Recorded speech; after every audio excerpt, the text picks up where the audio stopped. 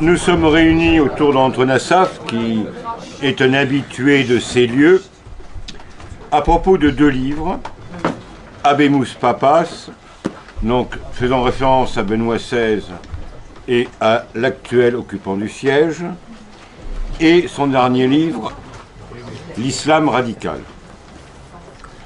Et le sujet de la conférence était l'islam radical ou l'islamisme entre l'Europe et le pape, ou plutôt l'Europe entre l'islamisme et le pape. L'islamisme, c'est la forme violente, radicale, politique de l'islam. Je vais être très bref. Alors on nous dit, on nous rabat les oreilles, même un certain monsieur Juppé, qu'il ne faut pas faire d'amalgame, que la République a domestiqué l'Église, donc il pointe le bout de l'oreille. Et malheureusement c'est vrai que beaucoup de prélats, même s'ils n'ont plus de tablier ou s'ils n'en ont pas besoin, ils résonnent comme des suppôts ou des piliers de certains temples qui n'ont rien de chrétien. L'islamisme, alors est-ce qu'il faut le dissocier de l'islam? Non. Mais je parle. Alors je vous prierai, les questions c'est après.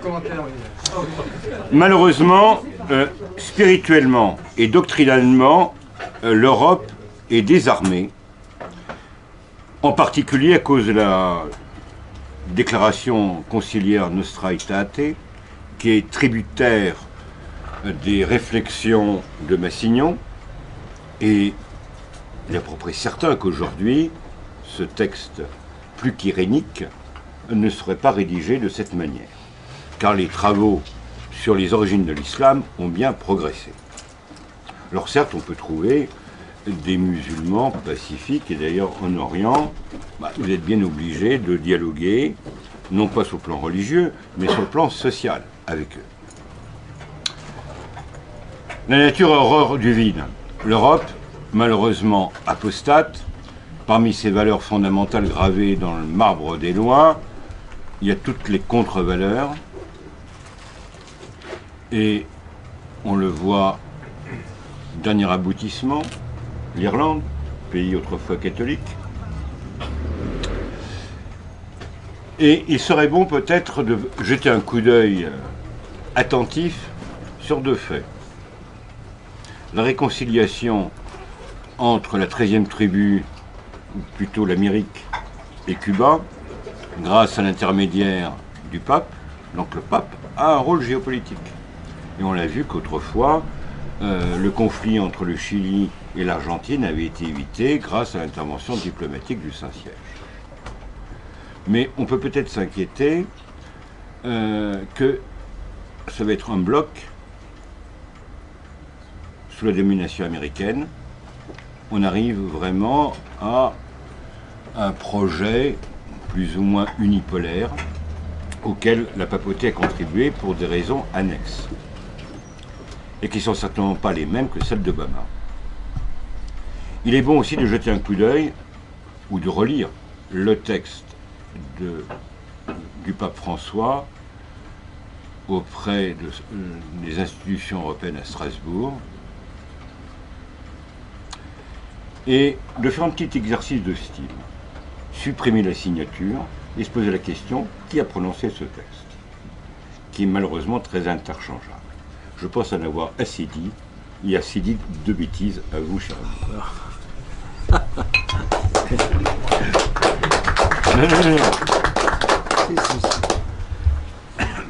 Et pour l'Europe, à mon avis, frère Thierry et chers camarades de ce dîner, des lieux où Saint-Sulpice domine avec une seule tour comme un homme qui boite, car c'est avant Denis a quitté ce monde avant d'achever la deuxième, et chaque fois que, habitant ce quartier, je passe devant ce chef-d'œuvre que monsieur, je crois, Lanoé, comme les gens de Neuilly l'appellent, en enlevant la particule, a restauré en mettant des millions et en disant au cardinal 23, j'ai tout mis pour l'argent des 122 églises pour 7 tours. Occupez-vous des 121 qui restent.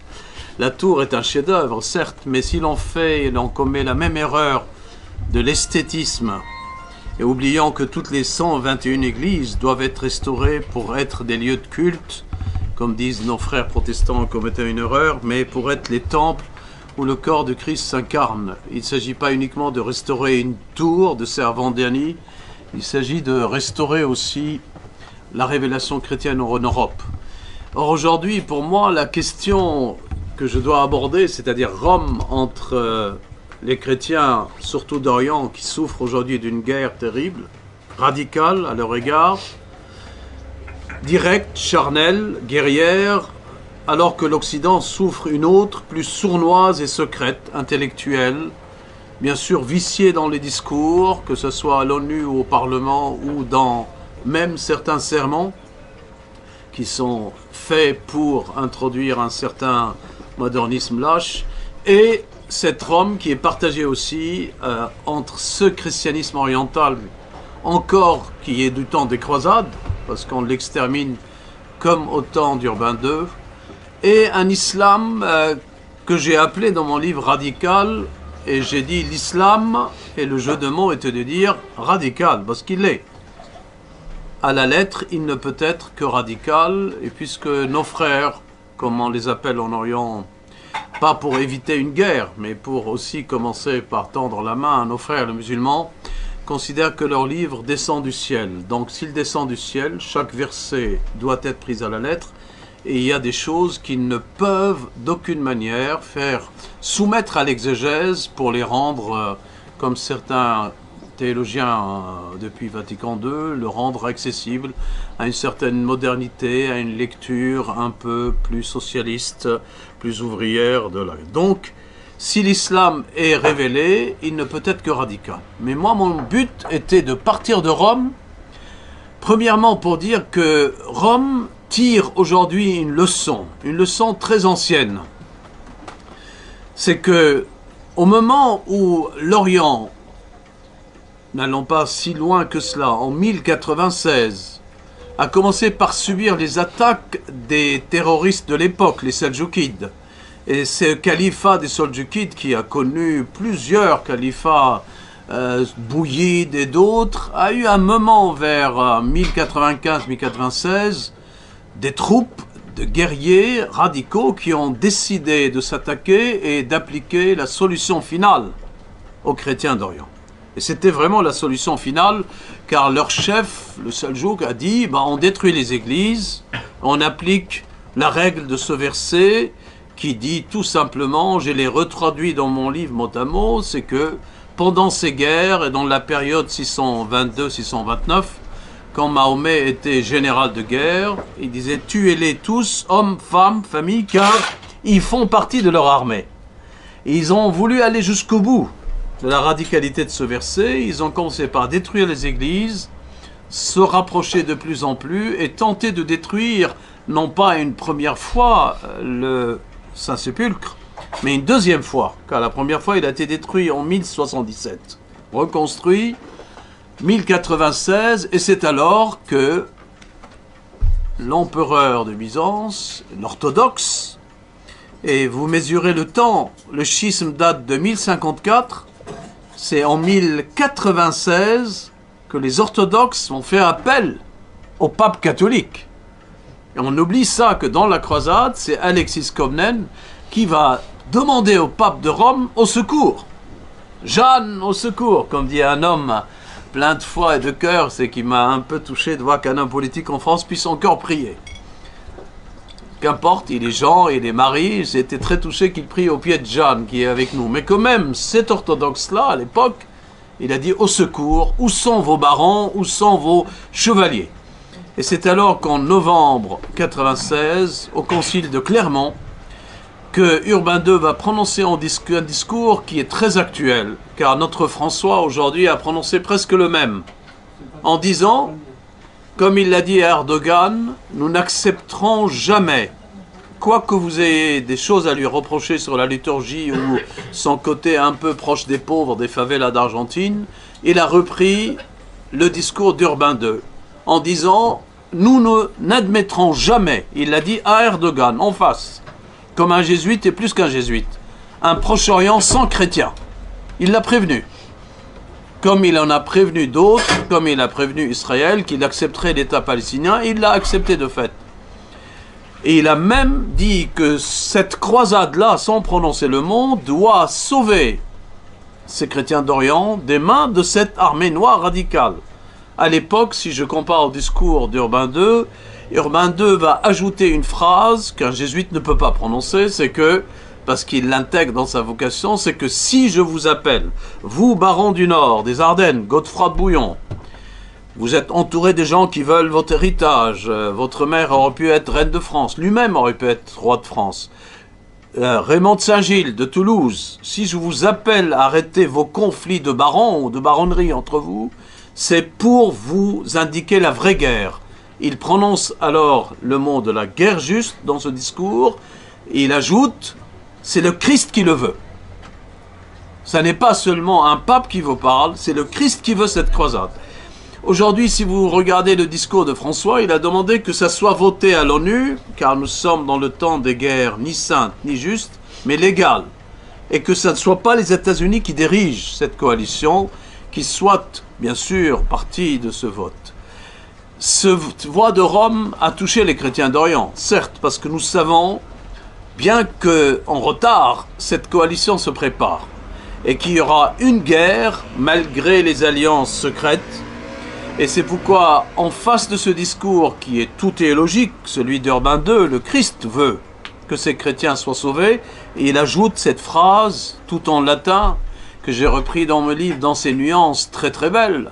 Nos ministres de l'Éducation nationale, aujourd'hui, ne veulent plus qu'on apprenne le latin. Peut-être, chez eux, ils veulent qu'on cesse de penser avec nuance, qu'on cesse de penser dans la langue d'origine, et qu'il n'y ait plus qu'un langage de démagogie qui puisse admettre n'importe quel esprit sans nuance. Et dans cette nuance, il ajoute cette phrase, si les barons ne viendraient pas au secours des Byzantins, sachez qu'il n'y aura plus de traces de ceux qui prient notre Jésus-Christ sur la terre sainte d'origine. Et il ne s'est pas trompé aujourd'hui, les Coptes sont minoritaires, les chrétiens de Syrie, de Mossoul, d'Irak, n'en parlons pas, les plus belles communautés, la plus belle liturgie, la plus ancienne, encore plus que les Maronites. Ils ont gardé le syriaque et l'araméen, ils ont gardé la langue du Christ, et aujourd'hui nous voyons que cette minorité lutte contre un océan d'une armée musulmane. Donc entre Urbain II et François, j'ai établi le pont. Et je les ai même rétablis, pour dire même si ce pape venant d'Argentine n'a pas la sensibilité liturgique et qu'il est très vite agacé par les questions des traditionalistes, c'est qu'il considère que Benoît XVI a réglé le problème avec le motu proprio. Et il l'a dit à quelqu'un de connu, ils ont le motu proprio, qu'ils se battent avec et qu'ils célèbrent leur messe. Mais moi je m'occupe de questions encore plus urgentes.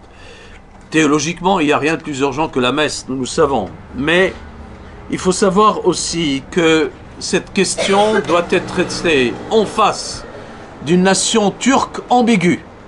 Ambiguë à l'égard de ses chrétiens, qu'elle martyrise à sa manière. Ambiguë à l'égard de la République islamique de Daesh, qu'elle considère comme étant une armée amie. Et dans le vote, Erdogan n'a jamais caché qu'il a été élu par ceux qui lui ressemblent. Ambigu à l'égard des Kurdes, qu'ils soient du sud d'Iran, qu'ils soient de l'est de la Syrie, qu'ils soient de l'ouest de l'Irak, qu'ils soient du nord de la Turquie elle-même, car jamais Erdogan n'accepterait un État kurde indépendant. Ambigu à l'égard des chrétiens d'Orient, car pour eux, les chrétiens d'Orient sous l'Empire ottoman qu'ils cherchent progressivement à restaurer, dans son palais, là où il habite, dans les habitudes qu'il a de faire goûter les plats à ses gardes-corps comme le sultan le faisait, de se faire garder quand il prend sa douche, un peu comme à Topkapé, de faire attention à ce que les maîtresses qui sont approchées n'aient pas le couteau pour un acte décisif nocturne. Il rétablit d'une certaine façon cet esprit de l'Empire ottoman, et pour lui les chrétiens d'Orient, c'était ces chrétiens minoritaires que la Turquie a, en même temps que les Arméniens, subissait les massacres de 1915, les chrétiens de Syrie, de Mossoul, les Assyriens, les chrétiens du Liban, du Mont Liban, mouraient en l'ordre de 150 à 200 000 morts, affamés et même massacrés d'une autre manière. Donc, le procès de Turquie n'est pas terminé, sauf si l'Europe décide d'accepter la Turquie à l'intérieur de son Parlement avec un corps de députés de 80 et puis une défense politique qui toucherait ce que la Turquie appelle le peuple islamique d'Europe. Qu'importe, le pape affronte la Turquie. Mais en affrontant la Turquie, je l'ai comparé dans son discours à Urbain II, au concile de Clermont de 1096. Mais je peux le comparer aussi dans son discours à l'égard d'Erdogan de la Turquie, car quand vous lisez cette approche, elle était courageuse. Je n'accepterai jamais un Proche-Orient sans chrétiens. Erdogan est prévenu. Et nous savons que la Turquie, plus elle affaiblit ses minorités chrétiennes, plus elle rétablit l'esprit de l'Empire ottoman, qui se résumait par une formule, pour agacer notre ministre, je le dirai en latin, divide ut regne, diviser pour régner. Je comprends que dans leur conseil de ministres, qu'ils ne puissent pas traduire cette phrase. Mais le jour où ils la traduiront, ils comprendront que leur ennemi n'est pas si loin que cela. Donc, au moment où Rome est partagée entre sauver ces chrétiens d'Orient, qui sont le signe vivant de la présence chrétienne sur la terre même de la guerre sainte, parce que vous ne pouvez pas oublier que Godefroy de Bouillon, quand il a gagné cette bataille de Jérusalem, arrivé à Jérusalem en 1098 et commençant par établir cette royauté, il a refusé la couronne en disant « Seul Christ est roi dans ces lieux ». Il pose cette épée dont on connaît des traces à Vienne aujourd'hui et meurt 1 an ou 2 ans après avoir fondé des régiments, même à Ascalon, où curieusement il y avait des musulmans dans ces régiments qui se battaient avec les croisés contre les islamistes ou les républiques de Daesh de l'époque, l'armée noire de l'époque. Il a réussi à faire comprendre à ce Proche-Orient que le royaume de Jérusalem n'était pas venu massacrer des musulmans, mais il était venu pour établir un royaume qui n'était pas terrestre, mais où, en attendant le royaume céleste, les chrétiens doivent être respectés dans leurs églises, respectés dans leurs lieux de prière, et même respectés avec leurs patriarches, leurs moines, et c'est de cette époque que date l'armée, qu'on peut dire, des archers maronites dans leurs couvents, les moines orthodoxes coptes qui se battaient avec les croisés contre les princes Baïdar, qui étaient des sunnites extrémistes, et cette situation va durer jusqu'à Napoléon Bonaparte, ne vous inquiétez pas. Mais pendant 2 siècles, le royaume de Jérusalem a permis à l'Orient d'avoir une armée qu'on peut appeler sainte, parce que les couvents étaient des forteresses où l'on faisait comprendre aux musulmans que pardonner, ça n'est pas se laisser massacrer, et que les moines qui vivent sur cette terre seront des moines soldats qui se défendront. Et nous avons eu tous les rois, jusqu'à les Lusignans, les derniers, que nous avons connus. Il y a eu des alliances et même des mariages, contrairement à la République des Daesh qui viole, selon la charia, c'est-à-dire le mariage de contrat d'1 jour. Les femmes sont mariées 30 fois en 1 mois. Et cette légalisation du viol nous fait comprendre que les chrétiens d'Orient ont été sauvés pendant 2 siècles par la présence du royaume de Jérusalem. Même ceux qui donnent aux croisades aujourd'hui une interprétation malsaine de colonisation et d'occupation, comme mon compatriote Amin Malouf, qui a appris son christianisme dans les loges maçonniques d'Argentine, ce qui n'est pas notre cas.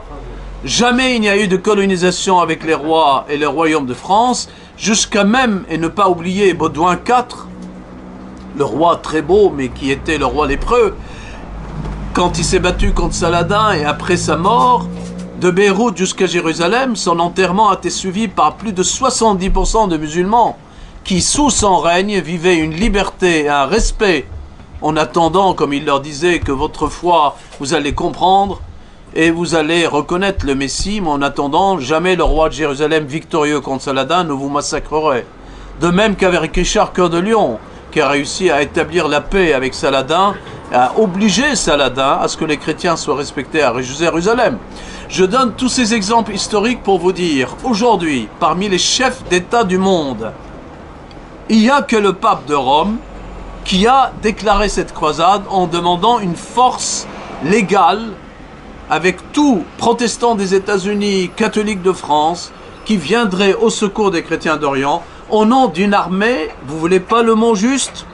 Soit. Vous voulez pas le nom de guerre sainte qu'utilise Daesh? Soit, mais elle sera légale.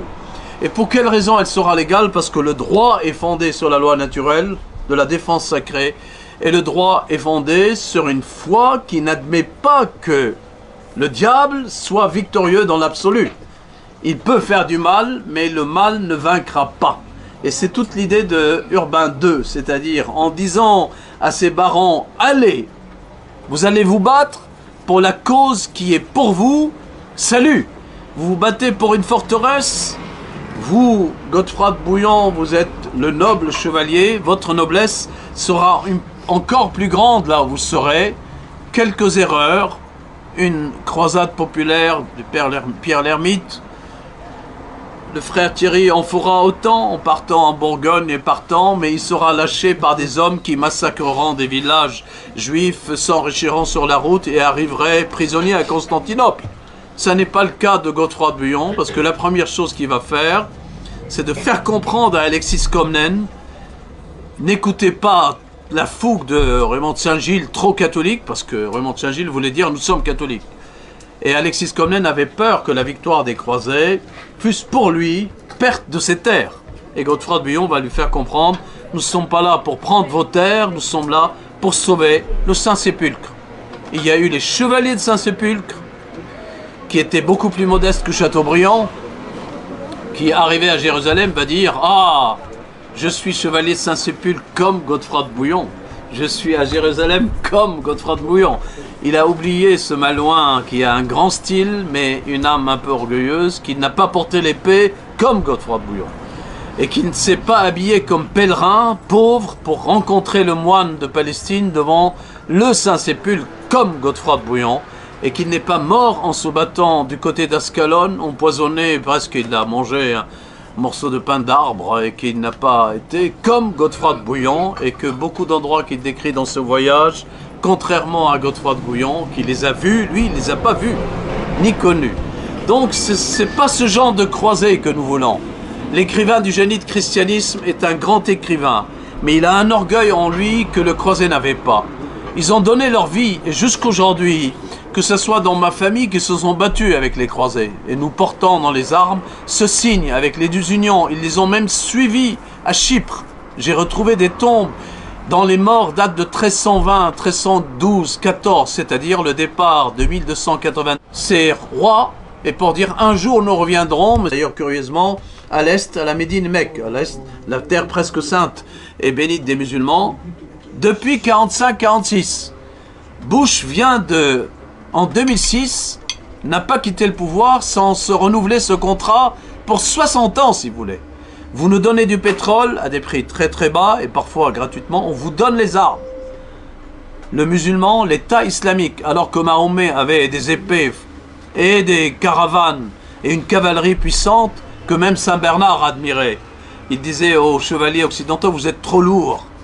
Vous êtes trop, quand il a fait à Vézelay, vous habillez trop de plumes, trop de d'équerres. Regardez, il leur fait l'analyse du cavalier sarrasin, léger et rapide.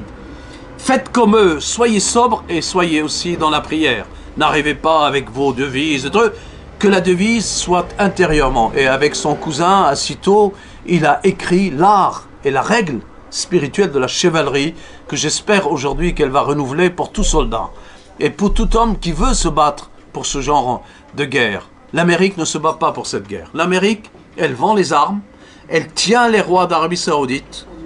Et quand le Koweït a été envahi et l'Irak a été envahi, on a envoyé les armes pour soumettre l'Irak, on a envoyé les armes pour soumettre l'Arabie. Et maintenant Obama, la chose nouvelle de sa stratégie, le paradoxe stratégique des États-Unis, il envoie des armes et il dit à l'Iran, vous pouvez faire partie de la coalition qui doit détruire la République de Daesh. Non, ils disent ISIS. Mais ils ont trouvé la distinction terroriste et musulmans modérés.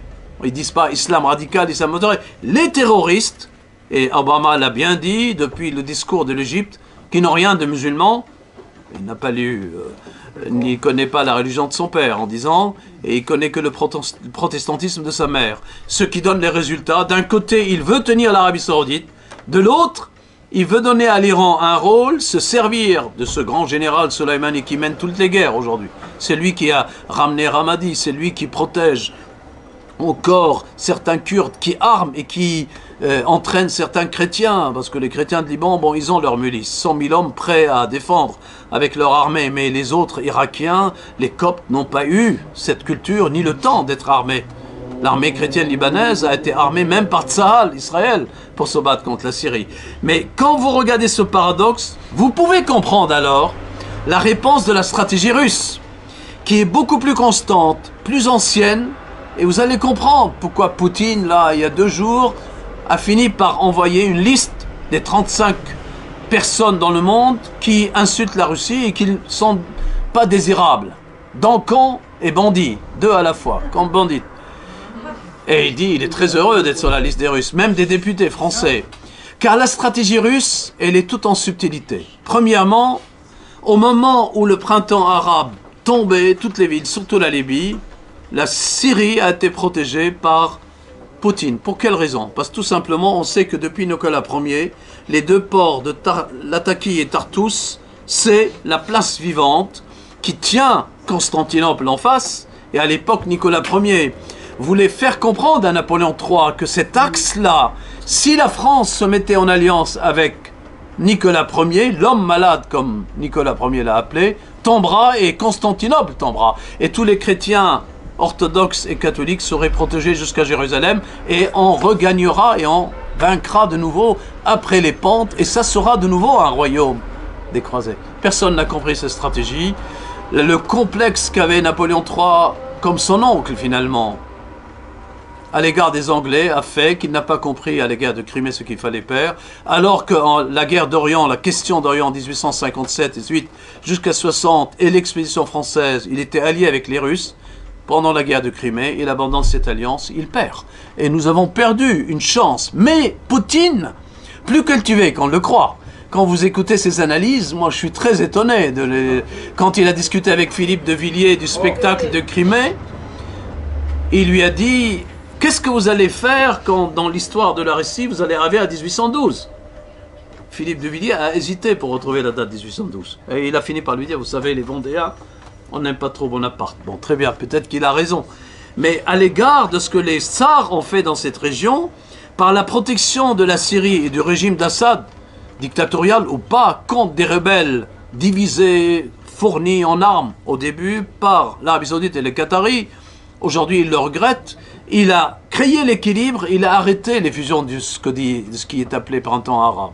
Il a permis au Liban et l'armée libanaise d'arrêter l'arrivée de Daesh au Cèdre, au nord.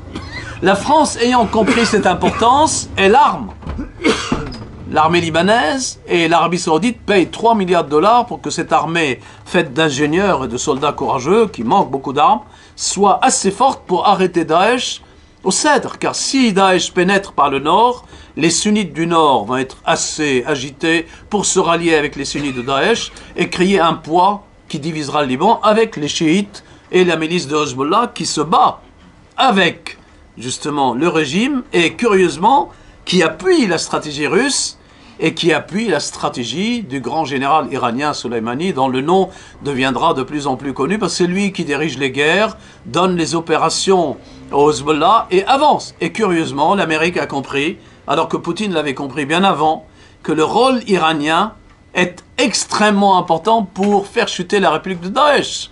Vous n'entendez jamais les Russes attaquer Daesh. Pour quelle raison? Parce que à l'intérieur, la structure, la digue est là. Et ils les tiennent.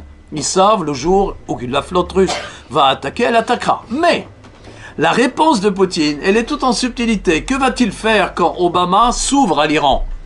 C'est quand même nouveau que l'Amérique quitte l'Arabie Saoudite. On donne la raison du gaz de schiste, certes, mais l'Amérique a baissé l'importation de son pétrole de l'Arabie Saoudite de 55 à 33, pas plus. Il y a encore 33 qui dépendent de l'Arabie Saoudite. Donc le gaz de schiste n'a pas rendu encore l'Amérique indépendante. Donc il reste une certaine dépendance. Mais il veut donner un rôle à l'Iran parce qu'il a compris le rôle de la Russie. Et il l'a dit ouvertement d'ailleurs. Les intérêts de la Russie en Syrie, c'est Obama qui parle, ne contredisent pas nos intérêts. Donc on a bien compris que la flotte russe équilibre à Tartus et Latequille, la flotte américaine qui se trouve à Bahreïn, la 5e, où il y a le Stennis, le Franklin D. Roosevelt, des bateaux au village, quoi. Nous avons croisé, quand j'étais sur le Charles de Gaulle, avec l'amiral comme son conseiller, car je relate de la Russie dans mon livre, la rencontre avec les Américains, c'est inouï, la force qu'il y a là. Mais une autre force maritime qui a, pas loin de Sultanat d'Oman, et où il y a la 7e flotte. Et qu'est-ce qu'ils tiennent, ces flottes? Ils sont dans le Golfe, que les Iraniens appellent Persique, que les Saoudiens appellent Arabe, et que les Anglais et les Américains appellent Arabo-Persique. Si vous prenez le nom Arabo-Persique, vous avez la synthèse des deux stratégies. Mais la Russe étant plus fidèle, et voici que Poutine fait comprendre à Obama, bravo pour les Iraniens, mais vous oubliez que notre accord avec les Iraniens date de Medvedev. En 2007, nous devions livrer des missiles contre toute aviation F-32 israélienne qui attaquerait l'Iran. Eh bien, aujourd'hui, il est temps de les livrer. Et il a livré ses missiles à 300. En échange, vous voulez que les Iraniens aient un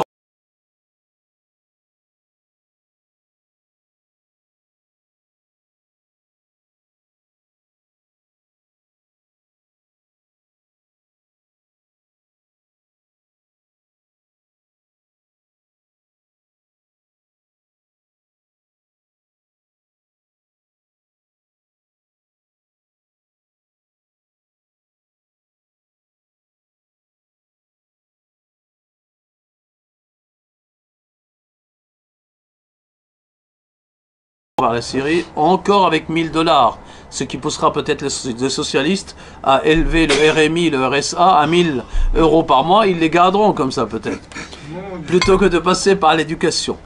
À la fin, cette stratégie aujourd'hui, elle est en suspension. En conclusion, voilà qu'un paradoxe théologique qui est pour nous résolu, parce qu'il n'y a rien de plus radical que la parole du Christ. C'est l'épée qui coupe. Et elle a détruit l'Empire romain sur la croix. Il aurait pu gagner la nuit de Gethsémani. Il a guéri la seule blessure de guerre qu'il a eue de sa vie, l'oreille de ce soldat de Caïphe que Pierre a coupé.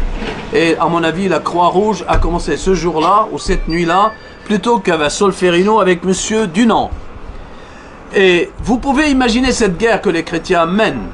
Les musulmans ne peuvent pas, pour moi, je suis désolé de leur dire, être à la hauteur d'une exégèse théologique. Si vous mettez le Coran à l'épreuve de l'histoire, de l'anthropologie, de l'ethnologie, il restera qu'un grand guerrier, qui est admirable. Hein.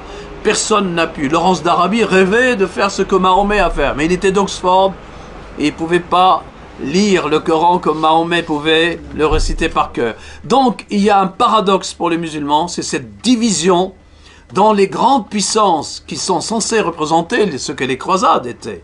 Les chrétiens protestants, les WASP américains, les catholiques d'Autriche ou les catholiques de France, le royaume de tout catholique de Louis XIV et de Saint-Louis, qui a fait 2 croisades là-bas. Ces nations chrétiennes savent aujourd'hui, s'ils livrent une guerre ouverte à la Mecque, ils peuvent envahir la Mecque, détruire les mosquées et soumettre comme l'Empire romain faisait. L'Égypte, elle a été soumise par César et le blé, la réserve était pour la Rome. Aujourd'hui, l'Amérique peut détruire d'une bombe et il n'y aura plus de Mecque. Pourquoi ils les gardent? Parce que tout simplement, la stratégie, au lieu d'être totale, elle va vers l'affirmation de la vérité, elle devient, comme dit le général Gallois, que j'ai suivi les 10 dernières années de sa vie et qui était notre grand stratège, le sang du pétrole. Pour eux, les Arabes, les Bédouins, c'est pas une religion, ils y croient pas. Ils leur disent, oui, vous avez votre religion, nous avons la nôtre, tolérance. C'est ce pétrole qui est sorti de cette terre et qui faisait dire à Reagan, sur la carte, quand il montrait l'Arabie Saoudite, il a écrit « My oil ». Mon pétrole est là. Donc n'y touchez pas. Le Quincy Pact signé au large du canal de Suez, dans le lac Salé, quand Churchill courait derrière ce pacte, il s'est rattrapé avec ce roi qui dépassait Churchill de 1 mètre, il faisait 2 mètres le roi. Il dit non, c'est signé avec Franklin. Et il a prononcé son prénom, les Anglais ne sont pas habitués à tutoyer, ah, il l'a appelé Franklin, donc c'était réglé. Le tutoiement de Franklin D. Roosevelt, c'est lui qui l'a introduit aux États-Unis. Il n'y a plus de monseigneur, il n'y a plus de prince, tu. Et puis l'Amérique avance par le tutoiement. Mais en tutoiement, elle reste derrière elle. L'Irak envahi, maladroitement, est divisé entre sunnites et chiites. Et les pauvres Irakiens aujourd'hui, sunnites, doivent rattraper ce que le chiite Maliki avant lui. Et entre les deux, ces pauvres chrétiens qui sauvegardent leurs églises. Je suis fasciné de voir dans les quartiers de Paris, je me réveille le matin, il y a 50 messes annoncées en célébration. Tous avec des bus qui y mènent. Imaginez un chrétien d'Irak se lève le matin, il va à sa messe de Noël, il n'est pas sûr de ne pas avoir l'église sur sa tête. Ça, c'est une messe qui se célèbre. Mon père, qui était lui-même prêtre maronite, il célébrait sa messe, je me rappelle, c'était le samedi de Pâques. Une bombe tombe sur l'église au temps de la guerre du Liban. Pouf, elle était là. Bon, c'était un obus. Il regarde ses fidèles, il dit « Ceux qui ont peur partent. Ceux qui restent célèbrent, je termine ma messe, mais ceux qui partent ne reviennent plus, je ne les considère plus de ma paroisse. Ma paroisse accepte le martyr. » Et ça, c'est les messes qui sont célébrées en Orient. Et entre ces deux-là, cette foi radicale que le Christ nous a laissée, parce que je n'ai pas encore entendu quelqu'un dire « Je suis la vérité, je suis le chemin et la vie » sans paraître ridicule. Voltaire le croyait. Eh bien, au moment où il insultait le chevalier de la Barre, ou sauvait le chevalier de la Barre d'avoir profané l'Eucharistie devant Notre-Dame, défendait les cas les plus, il était esclavagiste et affrétait des bateaux au large de Bordeaux qui portaient son nom, le Voltaire, les esclaves. Cela, cet absolu n'existe pas dans les philosophes des Lumières qui ont vicié la foi chrétienne et qui ont détourné cette Europe de ses rois, parce qu'un roi, c'est une famille. Ça n'est pas devant Monseigneur qui m'honore de sa présence qu'il a. Un roi, c'est la fragilité d'une famille, mais c'est le vrai héritier. C'est pas l'héritier des primaires. C'est pas l'héritier d'un homme qui a magouillé pour arriver et qu'on impose à ces pauvres Français qui ne savent plus comment voter. Alors comment voulez-vous que l'Occident puisse mener la bataille vraie d'un Godefroy de Bouillon? Nous sommes loin de là. Mais il nous reste, dans cette fragilité, un pape comme François, jésuite, donc forcément intelligent, rusé, qui réutilise le même discours d'Urbain. Il faut que les chrétiens restent là où ils sont. Il utilise, et au nom des pauvres, en même temps qu'il reconnaît un État à ces pauvres Palestiniens qui ne savent pas en déclarer une devant l'intelligence redoutable, presque démoniaque des Juifs, qui ont construit leur État, à qui Ben Gurion disait aux Arabes, « Si nous sommes victorieux, c'est à cause de vous. Je ne détruirai pas votre mosquée après la guerre des 6 jours, gardez-la, mais de grâce, créez un État. » Aujourd'hui, ils sont trop extrémistes, les Juifs, pour accepter que les Arabes prennent les bus à Hébron comme eux. Ils sont en train d'aller vers un apartheid. Donc, comment voulez-vous que l'Occident, ayant perdu la foi réelle, le royaume réel, puisse comprendre quelque chose à la guerre de l'Orient? Je termine par ce petit paradoxe.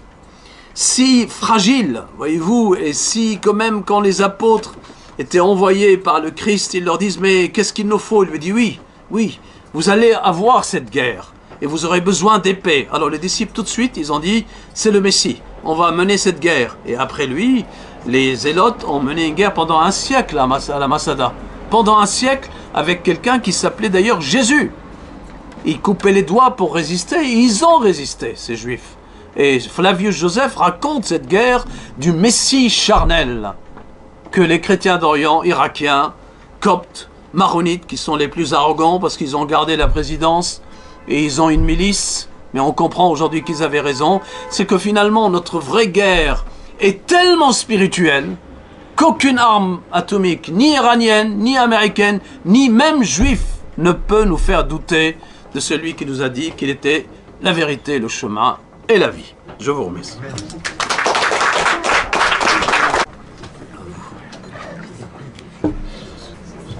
Je pense qu'il y aura quelques questions, même nombreuses. Allez-y. surpris de vous entendre parler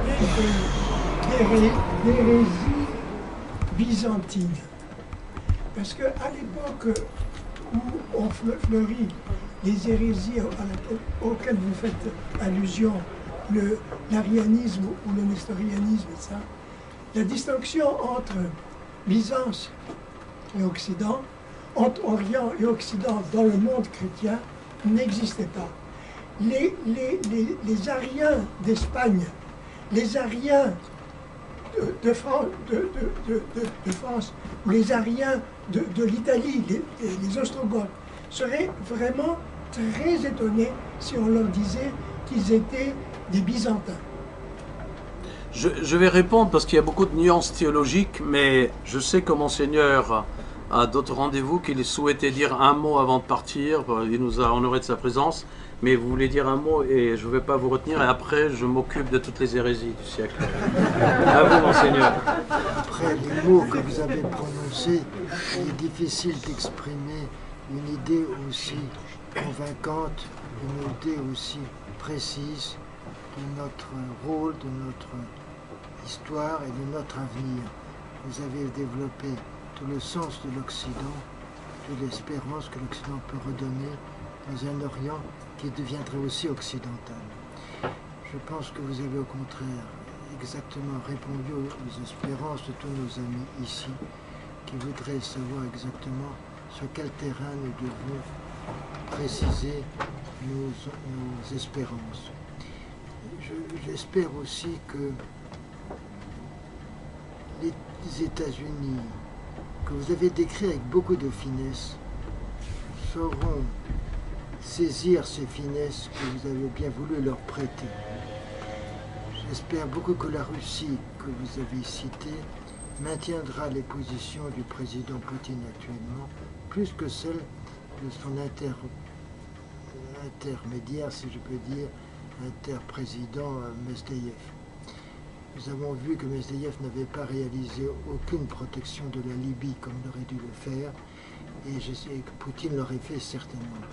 Nous avons donc l'espérance des États-Unis qui seraient un peu plus ouverts à l'intelligence géographique du monde occidental et oriental, et surtout au maintien d'une Russie que vous avez si bien décrit comme protégeant l'Orient à travers Tartouse, à travers ces ports qui existent non seulement dans le Proche-Orient, mais aussi dans l'idée de la Russie vers l'Occident. Je pense au projet qui s'est concrétisé jusqu'en 1830 de la Sainte Alliance russe. La Sainte Alliance a été un projet magnifique qui permettait aux États souverains de se maintenir en ne cédant pas aux pressions soit libérales, soit socialo-révolutionnaires de l'époque. Si nous avions maintenu cette Sainte Alliance, nous n'aurions pas eu les guerres mondiales abominables qui ont été un génocide occidental. Je pense que nous avons beaucoup de chance dans notre malchance d'avoir un pays comme la Russie qui, après 70 ans d'écrasement idéologique, ce qui est loin d'être évident, 70 ans d'écrasement idéologique, retrouve à la fois la réserve de spiritualité qui a toujours été la sienne, sauf la parenté marxiste, et cette réserve de spiritualité se développe immédiatement dans une stratégie internationale qui permet à la Russie, en défendant son indépendance, de défendre la nôtre, les nôtres. C'est tout ce que je voulais dire, mais je pense que vous avez décrit une situation tellement évidente, et vous avez parlé de Daesh, dont tout le monde évidemment est soucieux quant à la capacité de destruction humaine d'abord, et naturellement d'œuvres historiques depuis. Il faut tout de même se rappeler, comme vous l'avez déjà précisé, qui est à l'origine de Daesh et qui maintient Daesh d'une certaine façon. Donc je crois qu'il faut être lucide, et ce n'est pas toujours ce que l'on croit qui provoque une situation, et non seulement il la provoque, mais il la maintient. À la fois, il bombarde un peu Daesh, et c'est pas en envoyant des bombinettes sur Daesh qu'on va éviter le drame de l'Orient actuel. drame qui, encore une fois, a été alimenté dans son début par le monde occidental et particulièrement par l'Union européenne et bien entendu les États-Unis et l'Angleterre, qui sont toujours des associés malfaiteurs et qui maintiennent en Proche-Orient une situation aussi ambiguë en finançant à travers le printemps arabe d'abord et ensuite l'Arabie saoudite et le Qatar, une situation dramatique qui est totalement génocidaire. Voilà, c'est tout ce que je voulais dire, mais vous avez éclairci admirablement le passé et le présent tel que vous le connaissez mieux que personne. Merci beaucoup, Monseigneur. Merci d'avoir...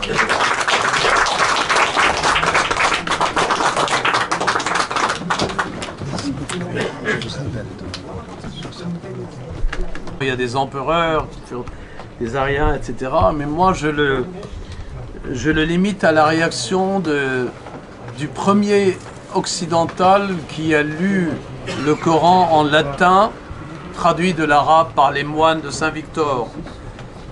C'était Pierre le Vénérable, le père abbé. Et il a lu cette version qui existe aujourd'hui, mais que les musulmans ne veulent pas que l'Occident diffuse parce qu'il y a des contradictions à l'intérieur. C'est une version, vous avez dans le manuscrit. Il a dit, au bout d'une lecture de nuit, il a dit « ça y est, c'est l'arianisme. Cela nous suffit. Tout le reste, c'est des habitudes bédouines, des guerres, des versets au nom de Dieu. Mais quand il dit que Jésus n'est pas fils de Dieu et mère n'est pas de mère tiernité divine, pour nous, c'est l'arianisme et allons au vêpres. Le problème est réglé. » Et en effet, quelqu'un qui n'a pas envie de faire de l'exégèse coranique pendant 50 ans de sa vie, faire une carrière, il peut se dire c'est l'arianisme et revenir à sa foi chrétienne pour approfondir la foi chrétienne. Et dans l'arianisme, il y a toutes ces nuances. On ne peut pas dire que c'est une hérésie byzantine, vous avez raison, mais Byzance, dans ces discussions théologiques, depuis les Jacobites au Liban, ce sont eux qui ont massacré les moines maronites, par exemple. Et à partir de là, de ce jacobinisme, etc., le monophysisme, toutes ces questions de la volonté et de la nature du Dieu, vous avez des nuances interminables. Et vous avez raison que beaucoup s'en réclament. D'ailleurs, même Saint-Louis, quand il a été en 1248, après être libéré, il a fait comprendre aux croisés qu'il faut créer une alliance avec les Mongols, qui étaient des Nestoriens, plutôt qu'avec les princes musulmans de Baïda. Et il a eu raison, mais les croisés ont préféré les princes égyptiens qui ont gagné contre les Mongols à Damas après la destruction de Bagdad en 52, et puis qui sont retournés à la fin contre les croisés et qui ont commencé la destruction de l'Empire de Jérusalem. Et il y a ça, voyez-vous, moi j'établis les ponts entre les hérésies et l'action politique qui en découle. Mais si vous voulez aller plus loin dans les nuances, comment le temporel s'est emparé d'une certaine façon de ces hérésies, il y a beaucoup de nuances à dire, certaines. Vous avez raison de le dire, oui. Monsieur, là-bas. Oui, cher monsieur, vous avez parlé à plusieurs reprises des hérésies de Byzance. Et donc, en ma qualité de chrétien orthodoxe, je pense peut-être qu'il est un peu... Issu de Byzance. Oui, issu, mais vous parlez de l'arianisme qui a été combattu et qui a été qualifié d'hérésie par le concile de Nicéen et de Constantinople, qui aboutit au credo « Nous croyons en un seul Dieu ».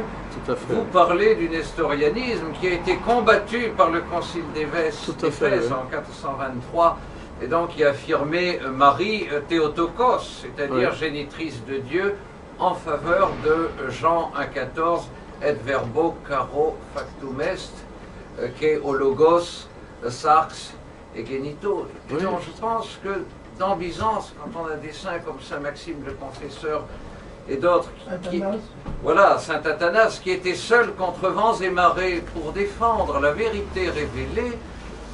Et quand on lit Saint-Irénée de Lyon, je pense qu'il ne faut peut-être pas trop associer l'arianisme à Byzance, qui certes a été combattu, certes il y avait une certaine idolâtrie de l'arianisme aussi à Byzance. On avait des empereurs qui n'étaient pas théologiens et qui se laissaient conseiller par des évêques un peu, on va dire, à la limite du schisme. Mais dans la Pentarchie, et grâce au concile œcuménique, qui étaient les conciles où tous les évêques de l'Église définissaient des dogmes, ils ont réfuté ces deux doctrines. Alors après, il est vrai, quand on regarde la place du Christ dans le Coran, et lorsqu'on voit que le Christ faisait des petits objets en terre cuite et puis il soufflait, ça devenait des oiseaux, c'est ce qu'on retrouve dans beaucoup d'évangiles apocryphes, c'est-à-dire des évangiles qui ne sont pas dans le canon, mais qui sont des espèces de textes, on va dire, périphériques, qu'on a retrouvés dans des milieux. Je vous remercie pour ce développement, mais nous sommes tout à fait d'accord. La preuve, l'Église maronite, elle est issue du Concile de Chalcédoine, de 451. Mais quand j'ai dit les hérésies, je suis en train de vous expliquer trois paradoxes. Un qui était logique, militaire et stratégique. Et il fallait, sur les questions des hérésies, dire sous l'Empire byzantin, il y a eu ces hérésies. Et les maronites ont été massacrés par des jacobites avant l'arrivée de l'islam. Mais pour nous, comme Pierre le Vénérable a eu cette intuition orientale, le patriarche maronite en 639 voit arriver les soldats d'Omar au Mont Liban. Il leur dit, bah, écoutez, avancez, ça sera la guerre. Restez au bord de la mer, peut-être on pourra trouver une solution, mais jamais nous n'accepterons ce que vous dites sur le Christ. Et ils ont considéré en 639 que c'est le retour des massacres des Jacobites. Donc, pour nous, théologiquement, si nous enseignons un catéchisme de l'Église catholique par Chalcédoine, nous sommes chalcédoniens, c'est notre devoir de dire aux musulmans que vous êtes issus de notre hérésie arienne. Et tout le reste, c'est des coutumes et des habitudes bédouines. Si vous voulez quatre femmes, c'est que parce qu'il y a tellement peu d'hommes à une époque dans le désert, ils mouraient dans les batailles, qu'il fallait un homme pour 4 femmes. Et il leur disait, pas mariez-vous, c'est-à-dire, c'est ce qui se passe. Et il en avait marre à un moment d'ailleurs. Et ces habitudes bédouines, on ne peut pas les comparer aux révélations théologiques et dire que le Coran descend comme une masse totale, inclut... Oui, donc qui interdit, comme disait Monseigneur Georges Caudre, l'archevêque orthodoxe du Mont Liban, comme le Coran descend du ciel comme une brique ou comme une astéroïde, on ne peut pas faire de l'exégèse et on ne peut pas discuter ce texte parce que il n'est même pas possible, dans une pensée théologique musulmane, penser qu'il puisse y avoir une discussion sur l'écriture d'un mot ou d'un autre. Ben, Monseigneur Georges Caudre disait, si on continue comme ça, bientôt au paradis, tout le monde parlera arabe. oui, mais le Monseigneur Caudre, que je connais personnellement, oui. Il a raison de le dire, mais il y a quand même un devoir que nous avons envers eux, c'est de leur dire, nous sommes aujourd'hui de se battre avec plusieurs gens qui connaissent le Coran dans le texte arabe, de convaincre avec le maréchal Sissi, qui est d'une grande puissance. Ça va pas, vous devriez parler dans le vide, vous êtes trop vain. Il faut prier Saint-Michel contre la femme islam satanique. D'accord, très bien, merci. On priera Saint-Michel, très bien. Alors, on va prier Saint-Michel avec maréchal Sissi, qui a dit à l'université d'Al-Azhar, qui est l'université islamique de référence, il faut réformer. C'est pas Vatican II dans l'islam, j'y crois pas, mais c'est déjà, il faut qu'ils acceptent qu'il y ait une version chronologique des versets coraniques. Si on admet cette version, qu'on l'impose, parce qu'il y a les versets de temps de Pierre le Vénérable, ils n'aiment pas beaucoup. Et le manuscrit que nous connaissons est décoré pire que Charlie Hebdo. Hein. Les moines en avaient marre. Ils en avaient marre de voir le Christ insulté. Alors ils ont mis un poisson puri, barbu, ça rappelle quelqu'un. Et ils étaient beaucoup plus courageux que Luce. Courageux qui a dit, moi je ne dessinerai plus Mahomet, j'en ai marre, je vais faire autre chose. En fait, il a la trouille. Hein. Il le dessine, l'immeuble de Libération descendrait sur leur tête. Il y aura 2 kamikazes, comme autant au Liban, malheureusement, les para-français, les Américains. Il faut une version chronologique, et cette version chronologique va permettre aux musulmans, il a prononcé tous ces versets pour gagner ses guerres, à partir de 629, il a légiféré pour des bédouins, et c'est la perte bédouin. Et d'ailleurs, ils ont Ibn Khaldoun, le grand philosophe du XIVe, le malheureux, il leur a dit, il y a des époques dans l'histoire, vous êtes toujours des tribus à vous faire la guerre, et vous revenez à cette charia du 7e. Évoluez avec votre charia, et sachez, et puis il a prononcé cette phrase que tout le monde répète, les Arabes se sont mis d'accord à n'être plus jamais d'accord sur le droit. Et même Ben Gurion l'a reprise. veut nous attaquer au couteau, le Saint-Michel. Voilà, c'est la version chronologique. Et ils vont dire, voilà, Josué, sa guerre, aujourd'hui les Juifs n'ont pas le droit de la répéter. Vous connaissez Mohamed Talbi qui avait écrit Un respect têtu avec Olivier Clément, le grand théologien orthodoxe. Bien sûr que j'ai connu aussi. Mohamed Talbi disait, mais si un jour on arrive à faire accepter à certains versets du Coran qui étaient donnés à la Mecque, d'autres à Médine, s'ils acceptent Ibn el-Arabi, qui essaye voilà, d'avoir une autre vision un peu plus lumineuse, ce serait formidable. Mais beaucoup pensent que Ibn el-Arabi est un hérétique, parce qu'il propose une autre version du Coran qui est assez éloignée du Coran et des hadiths. Donc, ce qui va leur arriver, ayant refusé cette exégèse historique pour les obtus, les Daesh, quand ils vont perdre leur guerre, et ils ont perdu avec Ben Laden, les Américains ont envahi l'Irak, ils ont maîtrisé le pétrole, ils ont envahi l'Afghanistan, ils ont foutu le bordel partout, mais ils reviennent, et là, ils ont pu les diviser. Il y a un Proche-Orient divisé entre musulmans, Israël regarde, divisé pour régner, ils n'ont plus rien à faire. Il y a 80 millions d'Arabes qui s'entretuent, et ils les regardent, donc ils continuent à les diviser. Et ce jour-là, c'est-à-dire ça va décliner, ça a même été annoncé par Mahomet, vous allez vous massacrer les uns les autres. Voyez-vous, le calife Omar, le deuxième, quand il a commencé ses guerres, il était l'ennemi mortel de Mahomet. Il a dit, voilà, j'ai la clé, l'épée brandie et j'avance. Celui qui n'islamise pas, il a la tête coupée. Et un instrument, quand il a écrit sur l'islam, lui qui a quitté le séminaire et qui était un des savants de l'école pratique de hautes études, qui était l'autre nom de la Sorbonne, il a compris, il a écrit le livre le plus sévère sur l'islam. Il a dit, ou bien vous allez raisonner comme Averroès, les philosophes, et comprendre ce qui vous arrive, ou bien la décadence va continuer. Aujourd'hui, regardez la puissance en milliards de dollars que possèdent ces États. Pas d'hôpitaux réellement, pas d'université, pas de sciences. Il y a un de leurs princes qui a fait, et qui sort de Harvard, lui, le malheureux, leur ministre des Affaires étrangères, qui est Ibn Saoud, Faisal Ibn Saoud, qui est maintenant évincé par le roi Salman. Il a dit, mais de l'aiguille au missile, nous l'achetons. Aucune industrie. Nous passons notre temps dans le café, nous passons le temps à ne regarder jamais aucune industrie. Et comment tu veux évoluer à ce moment-là? Ils ont des chrétiens d'Orient, du Liban qui viennent comme ingénieurs.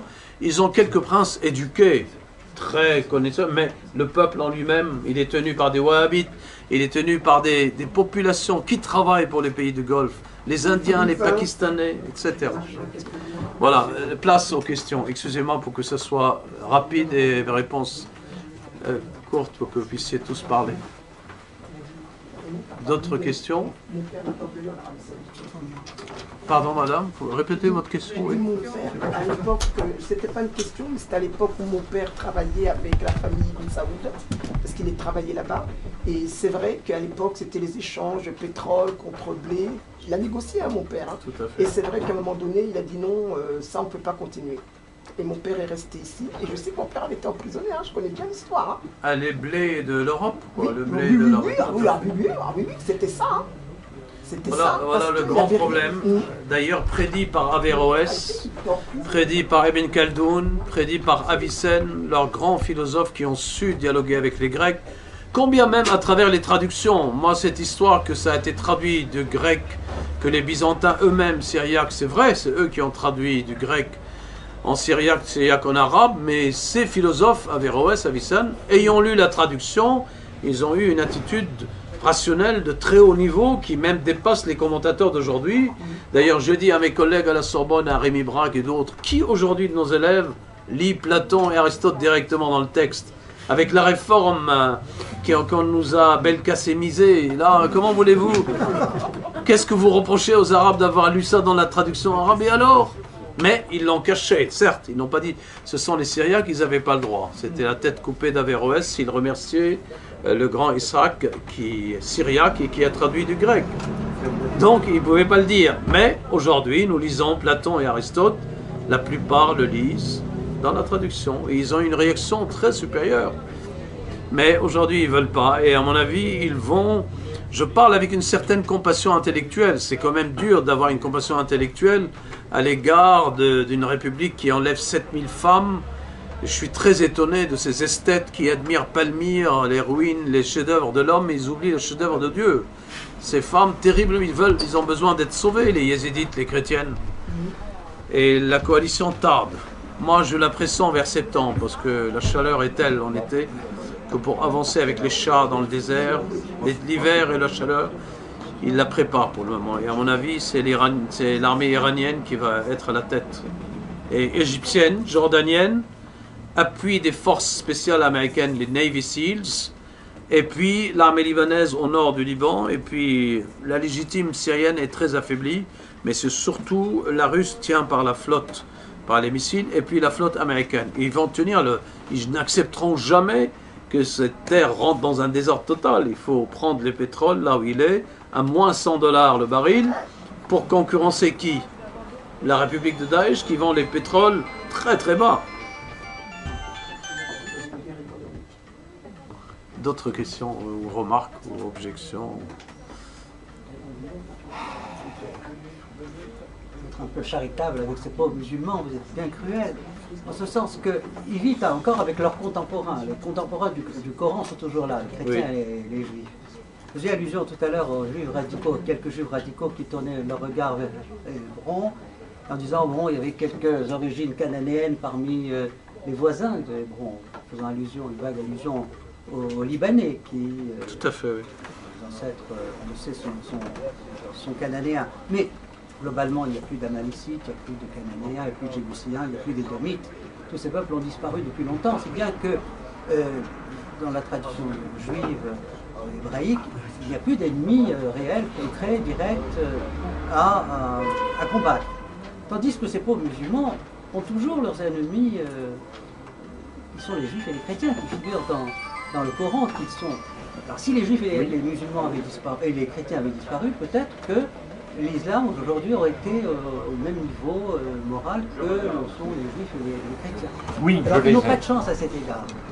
Comment combattre sinon en disparaissant, en leur faisant la grâce de disparaître immédiatement. Si les chrétiens et les juifs disparaissaient, peut-être que l'on pourrait sauver l'islam. Votre remarque est très judicieuse et elle me permet de développer une idée que j'ai développée dans le chapitre de l'islam radical, c'est que l'erreur des musulmans était d'avoir, puisque vous parlez de l'histoire moderne, que leur ennemi est en face, mais ils ont fabriqué de leur ennemi ancestral, qui est leur frère ennemi, le fils d'Abraham, de la servante d'Agar, qui descendent d'Ismaël, et puis le juif qui descend de la femme légitime, comme dit saint Paul. Ils ont fabriqué une alliance qui jusqu'aujourd'hui se retourne contre eux. C'est l'alliance qu'a choisi le Mufti de Jérusalem en 40, dans son alliance avec Hitler et les Waffen-SS. Il a fourni à Hitler 30 000 hommes dans les Balkans, qui se battent pour la solution finale. Et quand il a rencontré en novembre 1941 Hitler, sa main était comme ça, le Mufti de Jérusalem.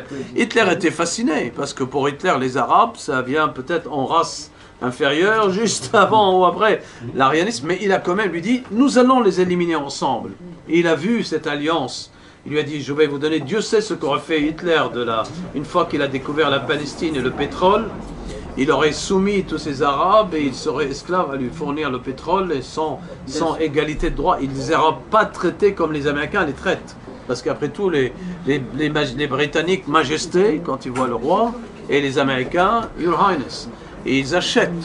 Et cette alliance avec le nazisme, comme le nazisme a perdu la Deuxième Guerre, ben, ils ont perdu.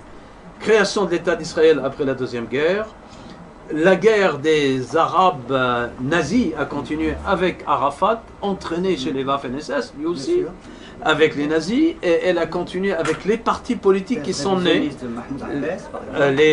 ce qu'on appelle le parti Baas, le parti national-socialiste, les Svega et les 33, même les phalanges, même s'il y a des nuances chrétiennes avec les phalanges chrétiennes, il y a eu des milices qui sont devenues un peu des milices fascistes pour dire nous allons en finir avec le juif. Mais ils n'ont pas su déclarer leur état arabe. Et d'ailleurs, Allenby et Laurence, pourquoi d'Arabie ils étaient désespérés? Parce que quand ils ont ouvert Damas, ils arrivent avec ces bédouins, tout le monde s'entretuait pour des divisions, ils ont vu les divisions. Laurence d'Arabie, direction Londres, j'en peux plus.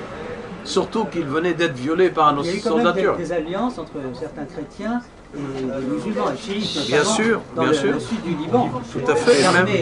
l'armée du général. Le général, Antoine hein. Lahd, Silence. composé Tout à fait. à la fois de Tout à fait, chiites tout à fait, oui. et de chrétiens. Et oui, parce qu'avec les juifs, les chrétiens de ma génération, les chrétiens de Bachir Gemayel, ont préféré cette alliance avec la grande armée d'Israël qui date de Shamoun d'ailleurs, de Shimon Peres, de Ben Gurion et Golda Meir, qui se sont dit la minorité chrétienne du Liban, c'est le pont que nous devons établir pour défendre une minorité semblable à celle des juifs et qui est à la présidence. D'accord, mais l'erreur d'Israël n'a-t-elle pas été, en vérité, de s'appuyer exclusivement sur les chrétiens du Sud plutôt que sur l'alliance déjà existante entre les chrétiens du Sud et les chiites?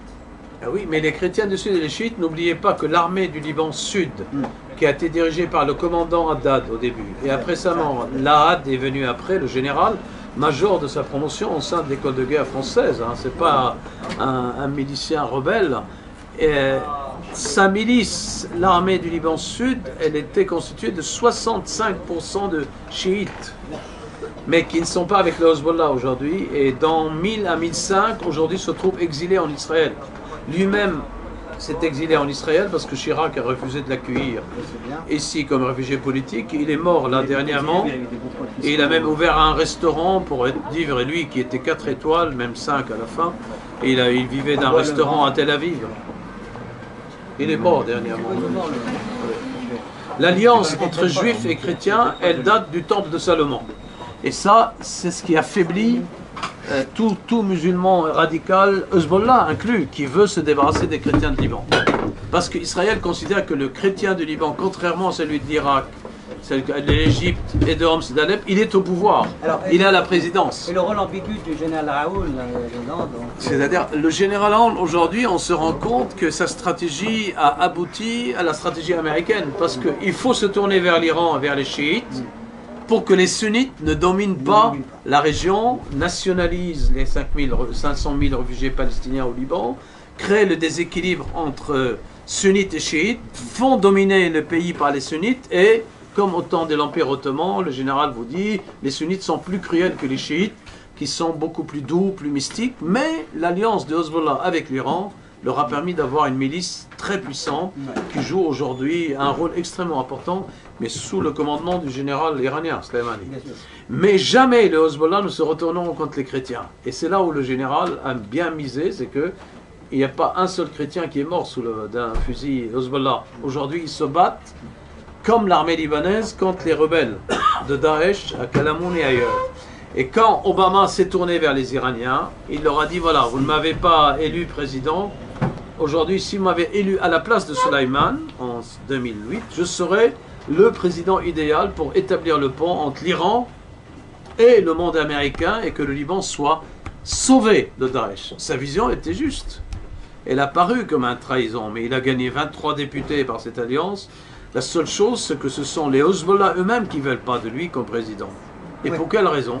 Parce qu'une fois président, le général que je connais personnellement a une vision stratégique de la région tellement globale qu'il aurait dit à la milice, c'est moi le président maintenant, j'appelle Rouhani personnellement à venir au Liban, et Nasrallah serait le numéro 2 dans cette stratégie. Il aurait fait disparaître les milices.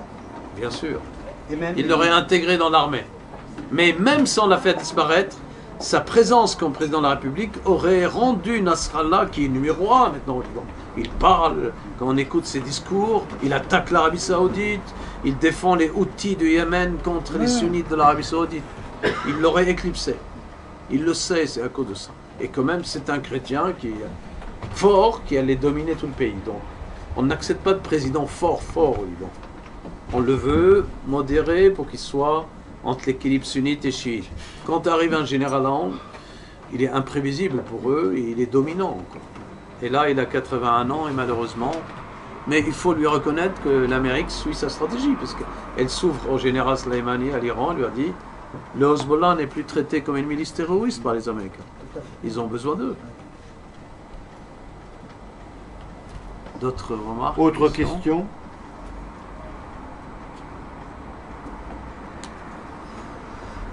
Bon, je suis désolé, je n'ai pas pu être livré par les livres. Ceux qui le souhaitent, il sera chez le frère Thierry, qui possède plus de 500 000 livres dans sa bibliothèque. Non, 30 000. C'est déjà pas mal. Et vous pouvez l'avoir, mais Le prix de ces livres iront pour l'entretien du club de l'aéropage. Donc c'est pour vous l'achetez pour le frère Thierry, pas pour moi. J'aime pas trop vivre de mes livres, je préfère en mots. Merci beaucoup. Peut-être une question subsidiaire. Que pensez-vous après il y aura une autre question, d'abord, dans le coin. Oui. Du rêve de nos politicards qui haine du christianisme, et on a vu qu'il y a eu toujours une alliance plus ou moins adultérine entre la République, ou la gueuse, ou la femme sans tête, ça dépend le vocabulaire que l'on adopta, et tout ce qui est anticatholique. Est-ce qu'il n'y a pas une... parce qu'on voit très bien, on détruit des églises, parce qu'il n'y a plus de fidèles, et c'est vrai. Il est même question, à un moment, de prêter des églises à des musulmans. Alors dans le Midi, les évêques ont mis le haut là, parce qu'après les musulmans refusent de rendre leur lieu de culte, même s'il y a un bail. Que pensez-vous de ce rêve de rendre compatible avec les valeurs décadentes de la démocratie moderne, l'islam? Vous écoutez tout le panel politique, c'est le langage qu'ils tiennent unanimement. Vous décrivez leur état déjà d'inculture. Comment voulez-vous les gens regarder vers quel niveau éducatif ils veulent ramener la formation des jeunes, des enfants, des universités. Donc leur politique ressemble ils n'ont aucune vision, aucune culture. Et comment voulez-vous qu'ils puissent comprendre déjà ce qu'était le christianisme dans ce pays? Mais ils ne veulent pas reconnaître. Pour moi, aujourd'hui, c'est l'agitation de la queue du diable. C'est-à-dire, ils ont quelques mois devant eux. Ils n'ont pas réussi à faire appliquer le cahier de charge de toutes les loges qui les ont placés là où ils sont. Et ce cahier de charge, il est connu. Mariage LGBT, vous les connaissez, vous regardez l'État. Et ils ont même réussi là où ils ont, dans la langue française, quand moi, par exemple, moi je refuse d'utiliser, c'est ce que j'ai dit aux manifestations, la manif pour tous, toutes ces jeunes, je dis, vous dites l'IVG, vous dites le GPA, vous dites LGBT, mais quand vous prononcez ces lettres, vous en faites des concepts. Or, la philosophie, c'est connu depuis Aristote. Une idée par rapport à un réel qui est déduit devient un concept quand il y a déduction.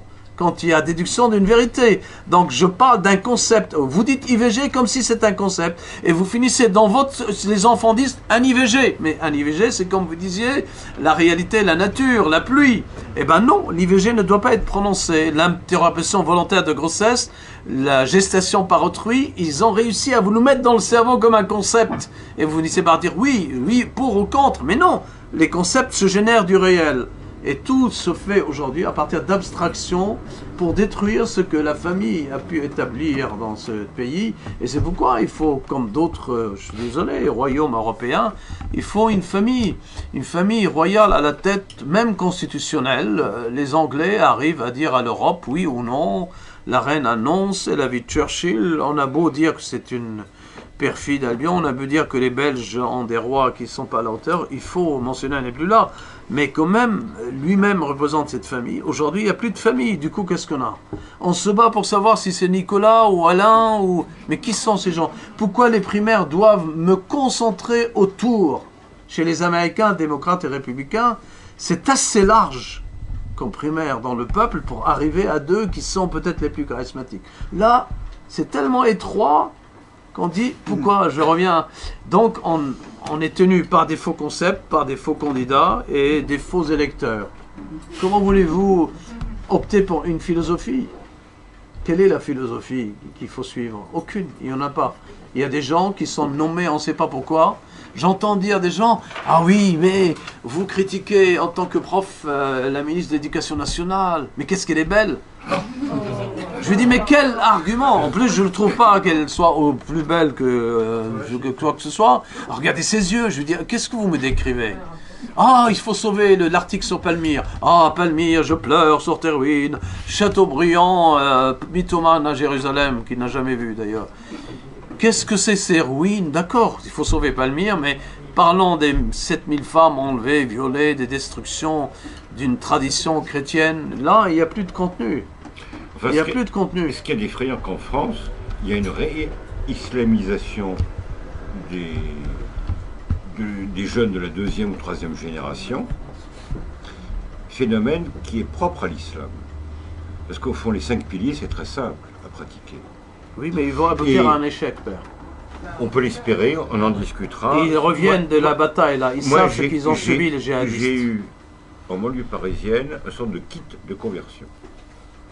Alors, je pas un kit de conversion. Oui. Petit tapis de prière, le Coran, le petit chapelet de prière, enfin, qui nous ont volé à nous chrétiens d'Orient.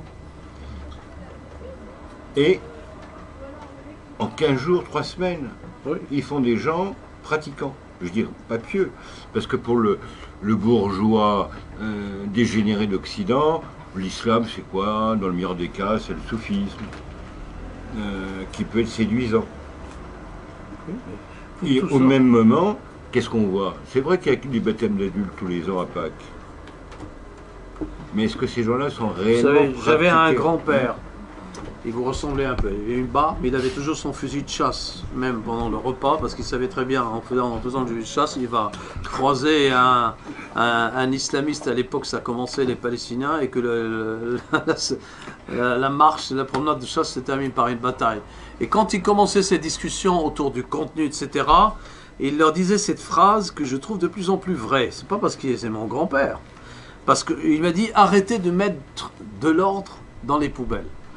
Vous prenez le plastique, le papier, les boîtes de conserve. Une fois que vous avez fait de l'ordre, boîte de conserve, plastique, papier, quel ordre avez-vous créé? Il n'y a pas de fruits, donc vous sentez une odeur de plus en plus forte. Vous allez discerner les odeurs.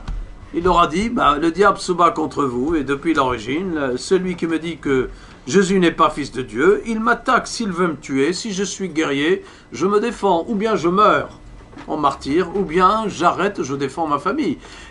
Quand on détruit des églises en Irak, vous avez raison, votre nuance, moi je pense aux 5000 églises annoncées sur Internet à vendre. Et c'est un prince d'Arabie Saoudite qui s'occupe du projet de la construction des mosquées en Europe. Projet de la construction, PC, des mosquées en Europe, ça fait PCME. On aurait pu leur donner ça comme notre parti aux Républicains, n'est-ce pas? PCME, c'est-à-dire si vous êtes « je suis pour le retour des rois de France », t'es pas républicain, donc t'es un pécheur. Il l'a trouvé, Sarkozy, pour se faire financer par les Américains, surtout les Républicains. PCME devient, tiens, qu'a-t-il dit ce prince? Il a dit, on nous propose des églises, je refuse d'acheter des églises, on peut les acheter tous. Un chèque. Il était au Ritz, à l'hôtel de Ritz. Il a fait sa conférence de presse en arabe. Il n'a pas donné de traduction de texte, il a dit que les journalistes qui savent l'arabe traduisent, on n'a pas envie de leur faire des trucs. On veut construire des mosquées, et mon budget est de 40 milliards de dollars pour l'Europe. Qu'est-ce que ça me fait le maire de Lyon, monsieur Lenoir, à l'époque, pour ma mosquée? Les 1000 mosquées demandées par monsieur Boubacar, qu'est-ce qu'ils demandent? Tout ça est ridicule pour eux, parce que pour eux, acheter une église, c'est déjà, il a dit, je dois détruire la croix pour en faire une mosquée, et détruire des croix en terre chrétienne, il l'a dit. Cela provoquerait une fitna entre chrétiens et musulmans, et l'Arabie Saoudite ne le veut pas. Même les musulmans refusent d'acheter ces églises. Vous avez entendu parler du festival de Venise, là, il y a un endroit, une église de une ancienne église de Venise, il y en avait des centaines privées des cardinaux, qui célébraient les messes après avoir vu leur maîtresse pendant un week-end. Il faisait une petite messe chez sa maîtresse pour s'occuper, bénir ses bâtards, tout ça. François a besoin. Et ils en ont fait une mosquée figurative. C'est-à-dire, on va faire construire une mosquée pour plaire aux musulmans dans ce festival artistique pour qu'ils puissent visiter la manière dont une mosquée se fait. Ils rentrent, les musulmans visitent. Qu'est-ce qui se passe? Ils disent, mais c'est pas un musée, ils se sont mis à prier dedans. On leur a dit, mais attention, attention, c'est pas une vraie. Comment c'est pas une vraie? Vous avez tout reproduit. Alors ils ont fermé la porte et dit, c'est une vraie, on y prie. Alors ils l'ont désaffecté de mosquée, ils l'ont affecté non pas en chrétienne, ils l'ont affecté de nouveau en musée, mais neutre. Ah non, non, c'était ça, une exposition d'une mosquée. Imaginez, ils ne jouent pas. Pour eux, ils sont incarnés dans une religion charnelle. Plus charnelle, on ne peut pas. Et les 5 piliers dont vous parlez, si vous les vivez comme un bouddhiste, il n'y a pas de guerre possible. Mais si vous ajoutez le 6e pilier, le djihad, qui cesse d'être spirituel et qui devient un acte de charnel, et la force qui t'est donnée comme au temps des duels de nos rois, c'est parce que tu as la vraie foi, et ben tu coupes des têtes et tu avances. Comme la République de Daesh. Ils les bombardent aujourd'hui, les gens de Daesh, mais ils perdent des hommes. Mais pour gagner contre eux, il faut attaquer avec l'armée égyptienne, jordanienne, libanaise, américaine, les forces spéciales, et raser, pas les chameaux, mais les Range Rover, et pas avec des épées, mais des kalachnikovs, et le pétrole qu'ils possèdent. D'où vient l'argent de ces gens? Ils ont un budget d'État. Tout est traité sur informatique. Tout. Les salaires, tout. Oui, monsieur. Vous avez une question d'abord. Allez-y. Moi, c'est pas trop dans le... Oui. C'est pas trop dans le même domaine, mais c'est pas grave. Vous avez remarqué qu'il y a beaucoup de tensions aujourd'hui entre les Européens et les Russes? Oui, tout à fait. Poutine a publié une liste des 35, oui, pour répondre à ceux qui veulent douter de ces diplomates. Je ne sais pas trop par rapport à cette liste, mais bon, il y a de plus en plus de tensions, surtout en Ukraine, comme vous l'avez vu. Et vous ne pensez pas que demain, quand Daesh sera exterminé, sera éradiqué, ne pensez-vous pas que Poutine, avec ses perspectives impérialistes et nationalistes, ne crée pas une alliance avec le monde islamique pour envahir l'Europe? Bon, l'Europe, la Russie n'a jamais envahi l'Europe. Depuis Thomas More qui a dit que la Russie dans son empire a toujours eu une expansion dans sa sphère naturelle. Oui. Et quand l'Europe s'est attaquée à l'Ukraine pour l'acheter d'une certaine façon, l'Amérique, moi j'ai été plusieurs fois à Kiev, à l'université de Kiev, les professeurs me disaient mais on reçoit 700 bourses annuelles des Américains, la France nous en donne à peine 10. Comment voulez-vous qu'on suive encore quelle Europe? Et donc les Américains, à travers certains Européens, et surtout Angela Merkel, ont voulu s'emparer de cette source même de leur orthodoxie. Quand vous visitez la Lavra, les catacombes orthodoxes, qui n'ont rien à voir avec les catacombes de Rome, vous descendez, il y a des religieuses, des cercueils, des bougies, on y célèbre des messes, vous avez l'impression d'être dans un endroit, une cathédrale, sous tellement ferveur. Les catacombes de Rome sont un peu froids. Et là, la Russie ne peut pas abandonner ses racines de Vladimir, d'Anne de Kiev. Elle ne peut pas, et elle est revenue, ils ont dit, voilà, on a repris la Crimée, on domine l'Est et l'Ouest. Si M. Porochenko veut exercer un pouvoir, ça ne peut être qu'un pouvoir de confédération, en accord avec nous. Le prix du gaz, c'est nous qui le suivons. Il les tient. C'est son domaine et sa sphère. Maintenant, alliance avec les islamistes, je ne le crois pas. Avec certains musulmans, oui. Islamistes, je ne parle pas des islamistes. Parce que les Tchétchènes sont ses ennemis. Je parle d'Erdogan, je parle des Iraniens. À Erdogan, l'alliance a commencé, elle continue. Donc il y a une alliance entre Turcs et Russes. Vous avez une alliance qui est très forte entre oui. Persans, Iraniens et Russes également. Tout à fait. Qui sont des non-arabes. Et ensuite, à partir de cet axe-là, ils peuvent se déployer après sur le monde arabe et ensuite le Maghreb et monter et provoquer une poussée très forte. Je dirais militaire contre l'Europe avec une puissance russe qui est quand même forte au niveau de tant mieux pour les chrétiens d'Orient, parce que si la Russie domine, ça sera un État orthodoxe qui sauvera les chrétiens orthodoxes d'Orient. Mais si l'Europe veut dominer avec ce qui se passe à la Commission européenne, toutes les réunions que j'ai là-bas avec eux, tu regardes, et quelle est l'idéologie qu'enseigne la Commission européenne? Quelle est cette idéologie? C'est l'idéologie des années, des francs-macs des années 40-50, avec l'universalisme, l'internationalisme, et tout leur but, c'est qu'il n'y ait plus d'Europe chrétienne. La preuve, ils ont commencé par enlever les racines judéo-chrétiennes et gréco-romaines, et ils y vont de plus en plus pour créer des faux concepts. Et ces faux concepts, c'est l'IVG, le GPA, parce que c'est l'Europe aujourd'hui qui demande à la France d'accepter le GPA. C'est l'Europe aujourd'hui qui demande à la France d'accepter plus de migrants. C'est l'Europe, etc. Oui, mais justement, ces comportements qui sont anti-chrétiens risquent de favoriser ces invasions. Mais risquer quelle? La Russie, pour moi, est chrétienne orthodoxe. Par impiété. Poutine, quand il a rencontré, on a beau le traiter de KGBiste hypocrite, mais quand il a offert l'icône au pape François, il a fait 3 fois le signe de croix comme les... Mais non, c'est pas... C'est l'alliance de l'église orthodoxe et des amis de Saint-Pétersbourg et du KGB. Tout mélangé. Oui. Ça, c'est les Romanov. Bon. C'est pas une façade. Non, alors je vais essayer de répondre très brièvement. D'abord, le KGB, à la fin de l'époque soviétique, c'était, grosso modo, l'équivalent de l'ENA en France. Une école de cadre. Deuxièmement, le communisme. Alors, nous sommes ici, je pense, majoritairement anticommunistes. Et, je pense, du moins je l'espère, et qu'en étant étudiant, on s'est battu contre les bolcheviks ou leurs successeurs. Et ce qui est admirable, que toutes ces fripouilles, aujourd'hui, sont pro-américaines. Tous les universitaires que j'ai eu comme prof, Jean-Pierre Cotte et tous les autres, bon, je ne trouve pas les mots, pourtant la langue française est riche. À l'époque, on était obligé de faire des devoirs bien marxisants, sinon on n'avait pas les moyens. Alors quand on a eu les peaux d'âne, on s'est vengé et c'est normal. Ces mêmes personnes, aujourd'hui, sont pro-américains. Quand vous voyez le BHL, qui, Bernard-Henri Lévy, dont un de ses fils est le concubin d'une ministre soi-disant ukrainienne. Il est sur la liste de Poutine. Oui. Bon, ce type-là, qui a fait les louanges de Pol Pot, et j'en passe des meilleurs, qui maintenant se prétend le chantre de la démocratie libérale, tout simplement parce que la subversion est, marxiste ou léniniste a muté. Mais le fond est le même. D'ailleurs, Marx fait l'éloge du bourgeois parce qu'il est destructeur. Il a détruit l'ordre féodal, l'ordre monarchique, ainsi de suite. Et BHL en est la parfaite illustration. Tout à fait. Deuxièmement, en Russie, on peut dire qu'aujourd'hui, l'Église est libre.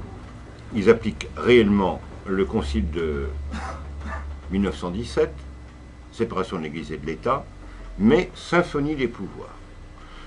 Poutine, le effectivement. Concile de Moscou. Le Concile de Moscou, de 17, qui avait été appliqué dans la diaspora, mais qui maintenant est la règle canonique de l'Église de Moscou. Bien sûr, le pouvoir politique demande à l'Église de s'occuper de l'élévation morale et spirituelle de la nation, de lutter contre certains fléaux. L'Église est honorée, a une place officielle. On ne pourrait pas imaginer aujourd'hui la Chambre des députés, ou je ne sais pas comment on peut appeler ça, le primat des Gaules allait faire le compte-rendu de son voyage à l'étranger. Sa sainteté, le patriarche de toute les Russies, est allé à la Douma pour faire un compte-rendu de son voyage en Pologne. Alors ici, on s'est passé comme un non-événement. C'est exactement pareil que les évêques polonais et allemands, après la guerre, se sont rencontrés pour se réconcilier. Et les Russes et les Polonais, on ne peut pas dire qu'ils ont vraiment des atomes crochus, des liens historiques très forts. Non. S'ils se sont rapprochés, c'est pour lutter, comme disait Benoît XVI, le relativisme anglo-saxon, qui est notre ennemi mortel. Quant à la Russie au point de vue géopolitique, éventuellement, c'est un empire, elle a vocation à être un empire, et qu'elle déborde sur l'Asie, hein, c'est la théorie de l'Eurasie. Je ne vois pas pourquoi c'est gênant ou gênant pour nous. Ils arrêteront les Chinois Mais pour oui. les Européens Et ils équilibrent le dernier contrat. quant à l'Ukraine, jusqu'au début du 19e siècle, et surtout au début du 20e, mais c'était partie intégrante de la Sainte Russie. C'était le berceau historique. Alors peut-être demain, ça vous fera ni chaud ni froid que Saint-Denis soit s'appellera Bab el-Oued Mohamed Ben Zizi. Hein, et, mais cette année qu'on est allé...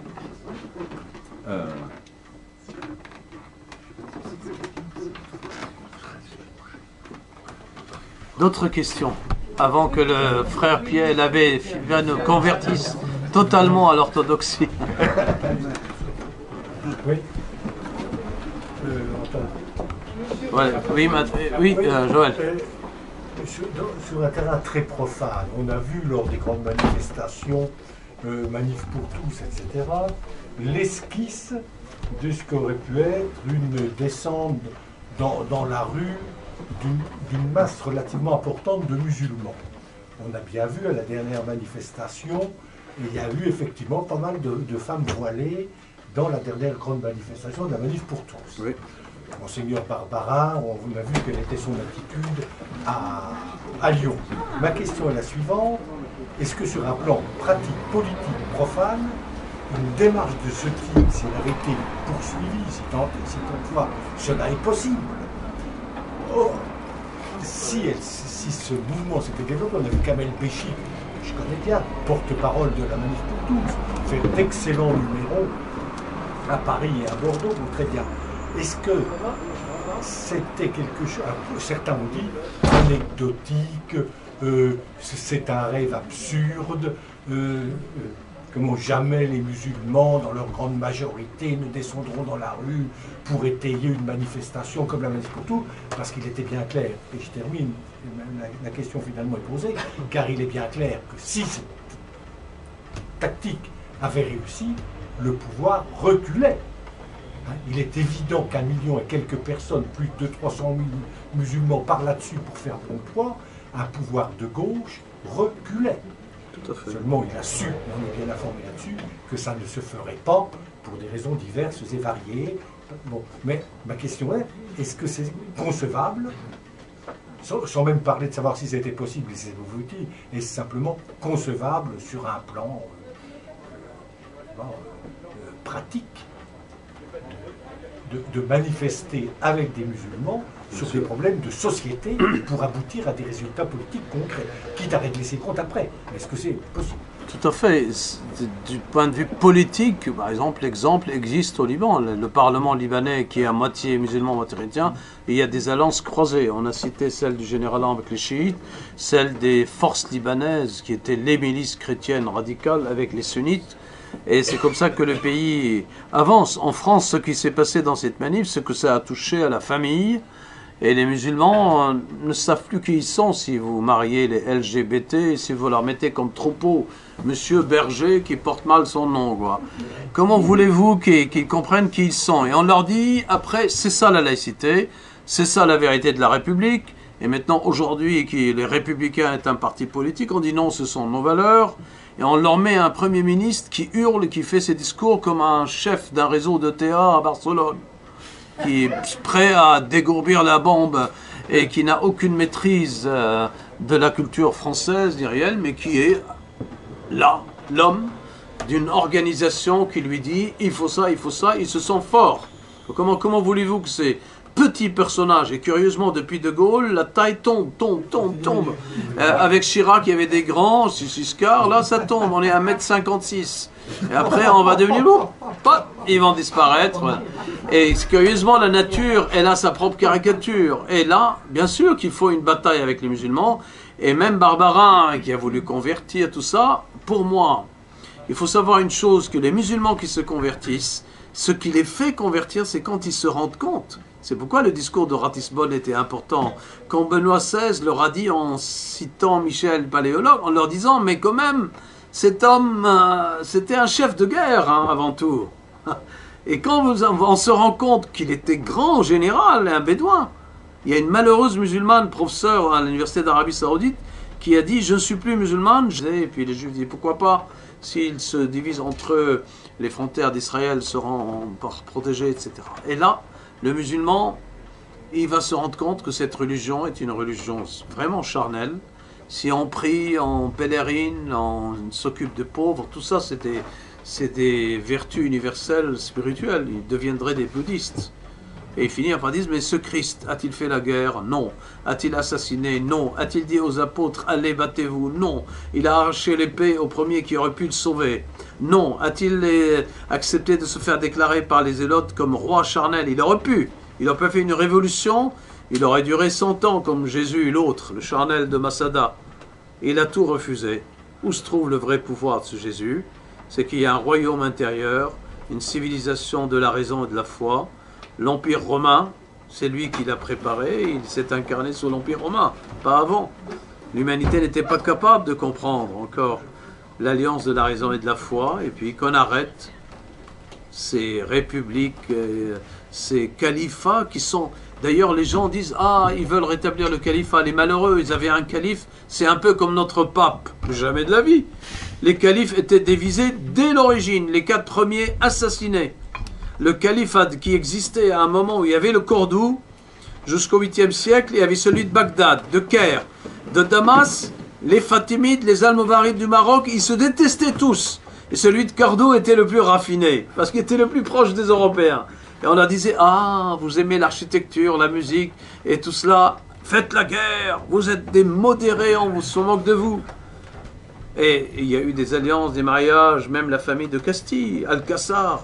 Ils ont quitté la ville sans se battre en disant ne détruisez pas la tour d'Alcazar, c'est notre chef-d'œuvre architectural. Et aujourd'hui, les Espagnols les remercient parce qu'ils n'ont pas voulu détruire, un peu comme les ruines de Palmyre. Hein. Mais quand même, c'est des califats divisés depuis l'origine, Joël, voyez-vous. Mais je crois à la conversion d'une âme vers le Christ à partir du moment où on découvre que l'un a envoyé les saints pour faire la guerre et l'autre a envoyé les siens pour mourir, pour une religion qui, la seule vraie, les autres sont des religions, je leur dis ça, mais des religions humaines, charnelles, qui tentent une relation à Dieu. Mais la religion chrétienne n'est pas un monothéisme parmi d'autres. C'est la religion vraie de l'être humain qui reflète sa vérité devant le réel. Tertullien disait, c'est l'âme humaine, elle est naturellement pour le Christ, elle est chrétienne naturellement, non pas comme une épicerie, tiens, on vous marque, vous êtes chrétien, vous êtes bouddhiste, vous êtes musulman. C'est pas à égalité. Et c'est pas par orgueil que le chrétien le dit, c'est par vérité. C'est que, une fois que vous avez reconnu que le réel de la vérité est là, vous ne pouvez plus admettre une autre relation à Dieu que celle de l'esprit et de l'amour. Et les autres s'évanouissent. Elles continuent, le bouddhisme continue. C'est une sagesse spirituelle, mais limitée. L'islam continue, ils veulent l'islam charnel conquérant du 7e siècle. Bravo, n'écoutez pas Ibn Khaldoun et vous serez toujours au 7e siècle. Oui, monsieur. Vous n'avez pas abordé le... Bon, c'était pas le sujet. C'était pas le sujet. Mais ce nouveau phénomène dont les médias ne parlent pas du tout, les médias maçonniques, pour appeler un chat un chat, ce phénomène qu'on appelle la conversion des musulmans à Jésus. La conversion des musulmans au Christ. Au Christ. Au Christ. On n'en parle pas beaucoup dans les médias.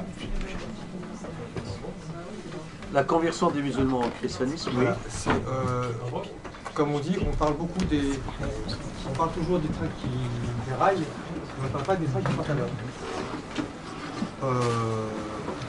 Un musulman qui pose une bombe dans un métro, c'est un peu normal qu'on en parle. Mais des millions, des milliers, des centaines de milliers de musulmans qui se convertissent tous les jours à Jésus, comme c'est le cas en ce moment, on n'en parle pas. C'est la République qui ne veut pas en parler. C'est les médias maçonniques. Moi, j'ai vécu avec eux au Liban. Oui. Et c'était mes camarades chez les jésuites. Oui. C'est la bourgeoisie musulmane. Ils n'acceptaient pas d'aller dans les universités musulmanes. Ils trouvaient ces rétrogrades. Ils suivaient le catéchisme avec nous. On discutait du Coran. On leur dit on ne peut pas admettre. Et puis ils finissaient par demander le baptême, mais on ne les a jamais forcés. Parce que le chemin de rencontre avec le Christ, c'est un chemin personnel avant tout. Mais l'Église catholique doit adopter objectivement, au lieu, comme on fait en France, d'ajourner le baptême, de préparer 2-3 ans, de dire aux musulmans, mais vous avez votre foi, etc. Au contraire, on a dit, c'est votre rencontre, on l'encourage, on l'apporte au lieu de relativiser 3 monothéismes qui sont inconciliables. Inconciliables. Alors, justement, la position de la majorité des évêques de France est particulièrement... sont divisés, oui. C'est un problème, voilà. Parce qu'ils sont effectivement divisés. Un évêque comme Monseigneur, par exemple, oui, dans le Var, que je connais un petit peu, sa position est très claire. On doit annoncer la bonne nouvelle à tout le monde, donc aux musulmans aussi. La position des évêques, de la majorité des évêques de France, c'est de dire on ne veut pas d'histoire. On n'annonce pas la bonne nouvelle du moment qu'on a des bons rapports avec eux. Bon, voilà, c'est un vrai problème. Vous savez que cette attitude a été adoptée au temps de Monsieur Mazenot, sous Louis-Philippe. Elle a été adoptée par Napoléon III quand il a voulu créer un royaume arabe, retirer les armées françaises, leur donner la protection à un royaume arabe d'Abdelkader, tout ça, pour les arracher à l'influence de l'Empire ottoman. Et au moment où la Vigerie, le cardinal des Pères Blancs, voulait partir pour annoncer l'évangile, on l'a calmé, il a dit non, je construis Notre-Dame d'Afrique. Et quand le Parlement français, divisé entre légitimistes et orléanistes, n'a pas réussi à élire et de faire de comte de Chambord un roi de France, et notre la Vigerie s'est rallié. Il a dit la République c'est le prolongement de la monarchie, et le pape Léon XIII l'a suivi. Après un an, et on accuse la Vigerie de ralliement. Il a dit j'ai des millions d'âmes à convertir au Christ. Qui sont ces millions? Des millions de musulmans qui le demandent. Charles de Foucault aussi, il en a converti. Au Liban, il y a chaque année, Monseigneur Codre qui a été cité, d'autres baptisent chaque année, mais ils le font en toute liberté. Le fameux Fadel, l'Irakien qui a fui les chiites, le malheureux, lui aussi, lui ne lui parlait pas de Coran, il accepte même, pour nous c'est des versets sataniques, d'un bout à l'autre. Et je partage cette idée. oui, c'est-à-dire, il y a dans ce livre, il y a déjà, si on l'accepte comme descendant de ciel, il est plein de contradictions. Si on accepte la chronologie, l'exégèse historique, il restera. N'oubliez pas, moi dans le livre, j'ai essayé d'analyser et de traduire les versets guerriers, il y en a à peine 5 ou 6. Et avec ces 5 ou 6, Daesh envahit le Proche-Orient. Elles sont radicales, mais il n'y en a pas plus que 5 ou 6. Et les autres, c'est des habitudes bédouines très complexes.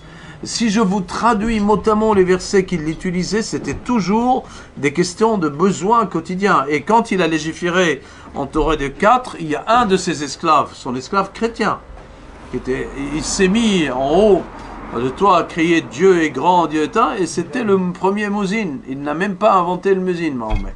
C'est un chrétien qui l'a fait. Et c'est pour dire qu'il y avait des habitudes bédouines. Sa fille, Fatima, elle s'est battue, c'était une femme du grand calife Ali, elle a été assassinée par Omar, nous le savons, elle était guerrière, elle a invité la Croix-Rouge dans le désert. Elle disait, mon père, on n'achève pas les blessés, on les guérit. Elle s'est battue, Omar était tellement jaloux d'elle, et d'ailleurs, sunnite, chiite, ça date d'elle, parce que le royaume tunisien est fatimide, il porte son nom. L'université Al-Azhar d'Égypte, c'est Al-Zahra, la rose du désert, parce qu'elle sauvait les blessés, c'était sa fille. C'était la femme. Et je trouve que l'islam, s'il était uniquement gouverné par la famille du prophète aujourd'hui, on serait à un mysticisme iranien, chiite, très tempéré.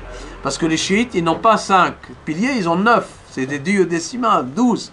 C'est-à-dire, ils varient les dispositions spirituelles. Ils ont le fameux Omar Khayyam, les grands poètes mystiques. Ils ont beaucoup d'Anglais qui ont connu cette... Ils ont dit dommage qu'ils soient convertis à l'islam. C'était une grande civilisation freinée par l'islam. Et d'ailleurs, aujourd'hui, on le voit. Les Iraniens sont très évolués. Les jeunes, aujourd'hui, ont une liberté incroyable, mais ils font attention. Mais quand l'Iran va exploser, quand l'Amérique va ouvrir l'Iran comme Cuba, vous allez voir. Et c'est la famille du prophète, c'est le sang. Hussein Alice, le fils de Alice est marié avec la princesse perse, et il est parti avec elle jusqu'aujourd'hui. Il n'y a que la majorité, et les sunnites ont peur.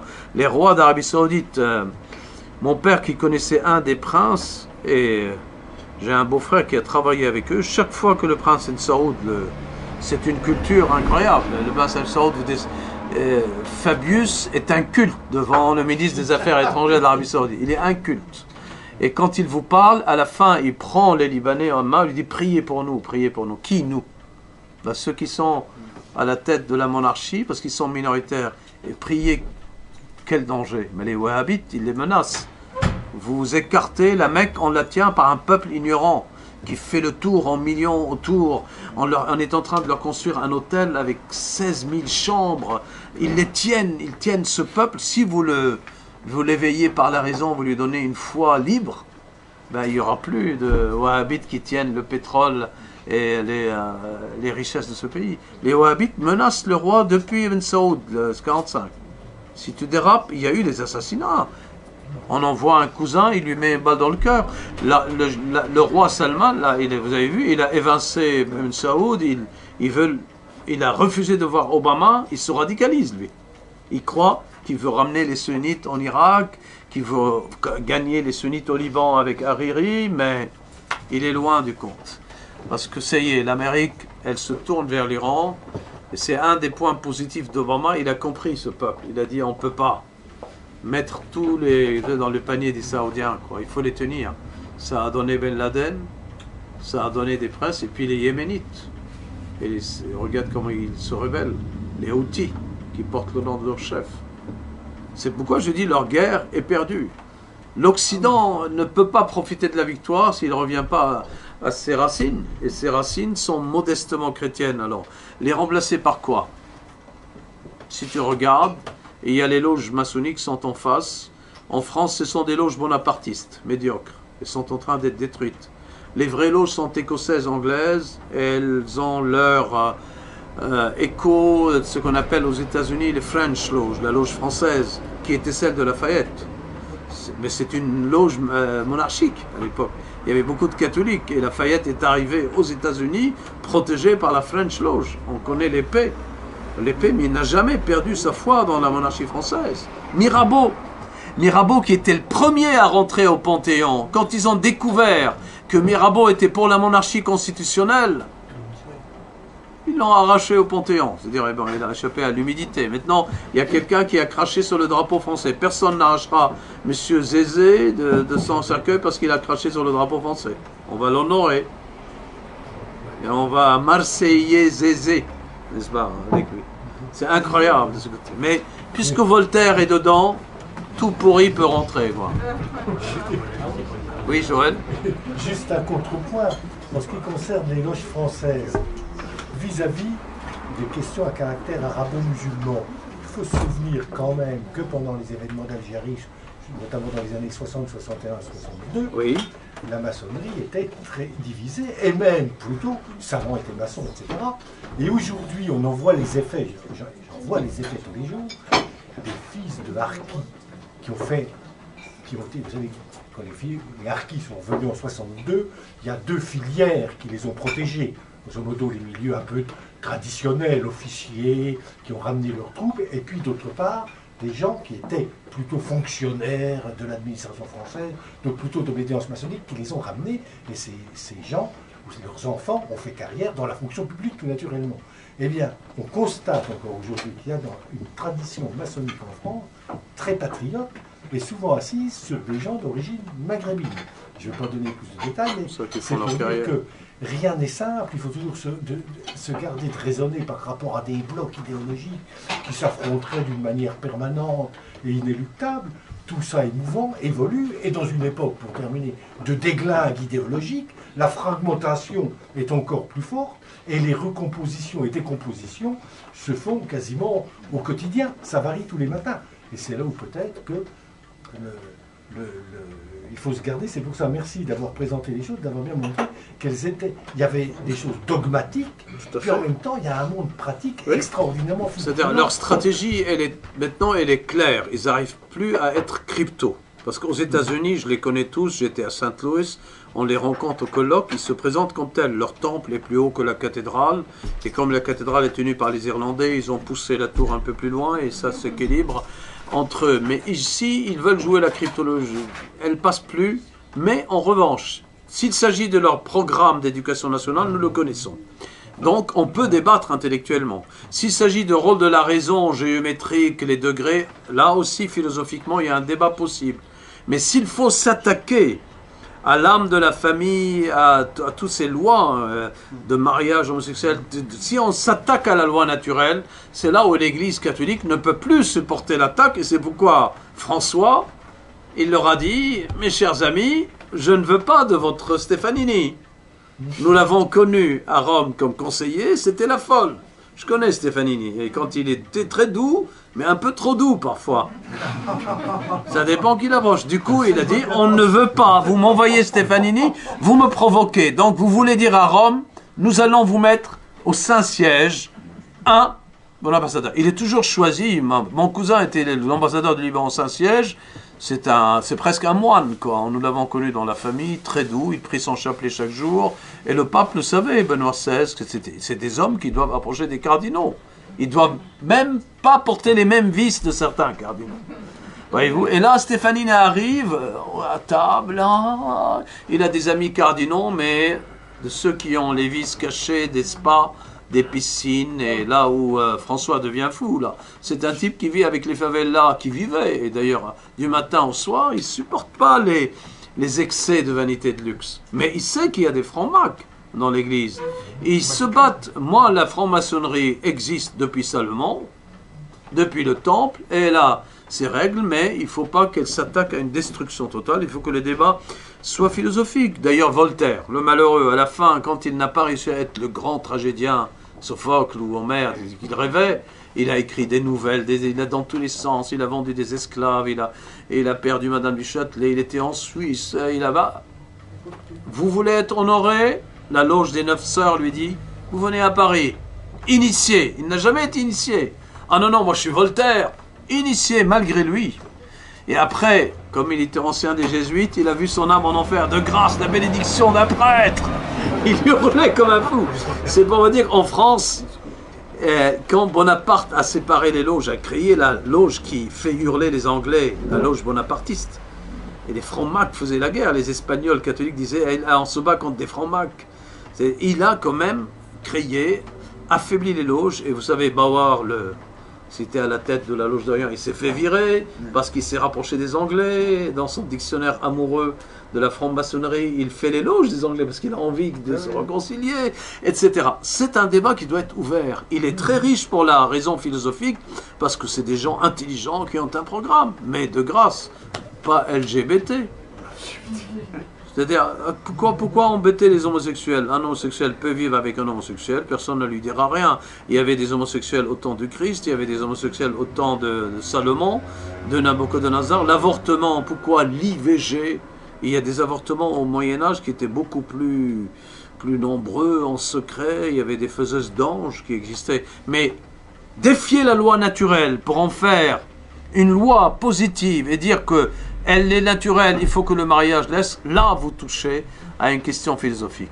Et votre manif pour tous, je les ai accompagnés au début, mais là, je leur ai dit, j'ai dit à celle qui a porté le nom de circonstance d'ailleurs, on combat la famille et le ventre de la femme, et on s'appelle Frigide et Barjot. Je lui ai dit, ma chère Virginie, elle s'appelle Telem, et c'était à la radio, en direct à Notre-Dame, commencez par revenir à votre nom de baptême, et on discutera. Si vous gardez ce nom, ceux qui vous ont donné le nom, c'est-à-dire les habitués de café banane, vous ont donné ce nom pour ridiculiser la vie, entre autres votre ami Basile de coq ou de poule, qui vaut une poule, lui. C'est quoi cette Jeanne d'Arc qui a peur du boucher? Et l'autre, Ludovine, elle veut se battre pour des lois, elle s'est rapprochée pour devenir un parti politique, soit, mais je veux qu'elle soit plus courageuse. Avec Sarkozy, je lui dis j'abroge pas, donc c'est une forme de Sainte Geneviève qui négocie la loi de la cité, mais qui a peur des uns. Et l'autre, une Jeanne d'Arc qui a peur du bûcher. Quelle caricature. Oui, mais à une époque de com, c'est elle qui a mis le... Quelle com? Moi, je ne crois pas à la com. Les vrais communicants sont les tragédiens, les communicants, c'est les acteurs. Ceux qui sont capables d'incarner Phèdre, incarner Edith Stein, eux, quand vous les écoutez, là, ils communiquent par l'art l'âme d'une vérité. Et vous les écoutez. Ceux qui prennent une tribune, d'ailleurs, ils étaient tous médiocres. Et dans cette manif, ils hurlaient des discours, je le dis, elle va vous lâcher. Ils m'ont tous presque lapidé. Elle les a lâchés. Ils sont divisés. Et quand l'autre, la Sainte-Geneviève, sans loi ni cité, commence son histoire, je leur ai dit, vous allez avoir un parti politique, elle va demander de l'argent. Oui. Ils ont reçu une lettre, je demande de l'argent pour devenir un parti politique. La règle est soumise. Non, non, les vrais passeurs sont les artistes. Ils passent pas. Et là, on incarne une réalité. C'est pas des médiateurs. Vous les aimez trop. J'étais un peu mêlé à l'affaire. Elle a fait craquer le plafond de verre le jour où elle a jeté les homosexuels dans la mêlée. Le monde des médias a craqué. Ils se sont fait avoir. Canal+ s'est fait avoir. En termes purement tactiques, je ne me place pas sur le fond. D'accord, mais quel résultat? Elle a Avenir pour tous, sans un sou, chassée de son appartement. Et l'autre, elle a un courant d'un parti politique qui va la bouffer vivante parce qu'ils reviennent pour prendre le pouvoir. Mais 1 million de personnes dans la rue. Oui, mais vous avez très bien dit vous-même, on devait renverser le pouvoir et on pouvait le faire. On ne l'a pas fait.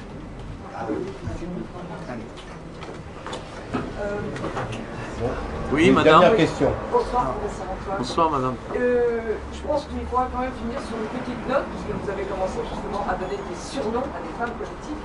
Vous avez parlé tout à l'heure du maire de Paris, et que les Neuilléens, j'en suis une depuis 40 ans, lui donnaient un surnom. À vrai dire, le surnom de Bertrand de la Noé était Bertrand du déclin, Bertrand de la nausée.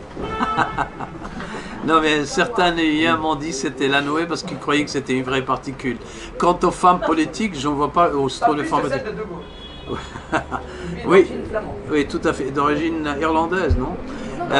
Flamande irlandaise. D'accord. Oui, vous avez raison, madame. Mais il n'a pas fondé de dynastie. Il n'a pas. Ça va dans les bandes dessinées. Tout à fait. Mais les femmes politiques, je ne voyais pas en femmes politiques, en les deux que je citais, c'est plus des cheftaines de scouts ratés, excités, quoi. Vous en avez connu beaucoup? De cheftaines de scouts excités? Ratés. Oui, parce que dans le pays de Jeanne d'Arc, on n'a pas le droit de faire la caricature de Jeanne d'Arc. Je préfère un homme politique qui dit à Jeanne au secours, c'est à prouver beaucoup de modestie de la part de Jean-Marie Le Pen, plutôt que d'y hurler, etc. Et d'ailleurs, c'est lui qui est le plus franchouillard et qui a dit, je ne suis pas en train de dire voter pour lui, mais quand l'écoute, il a dit, mais quand même, si mon parti qui défendait, d'un côté j'ai un Fronmac, qui est compagnon de ma femme, qui n'est même pas son mari, et de l'autre j'ai un mignon d'Henri III.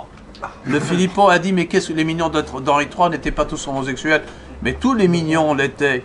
Henri IV nommait lui-même son mignon avec sa maîtresse, parce qu'il était sûr qu'il ne la touchait pas, comme l'eunuque. Il y en a un qui a tourné avec Margot.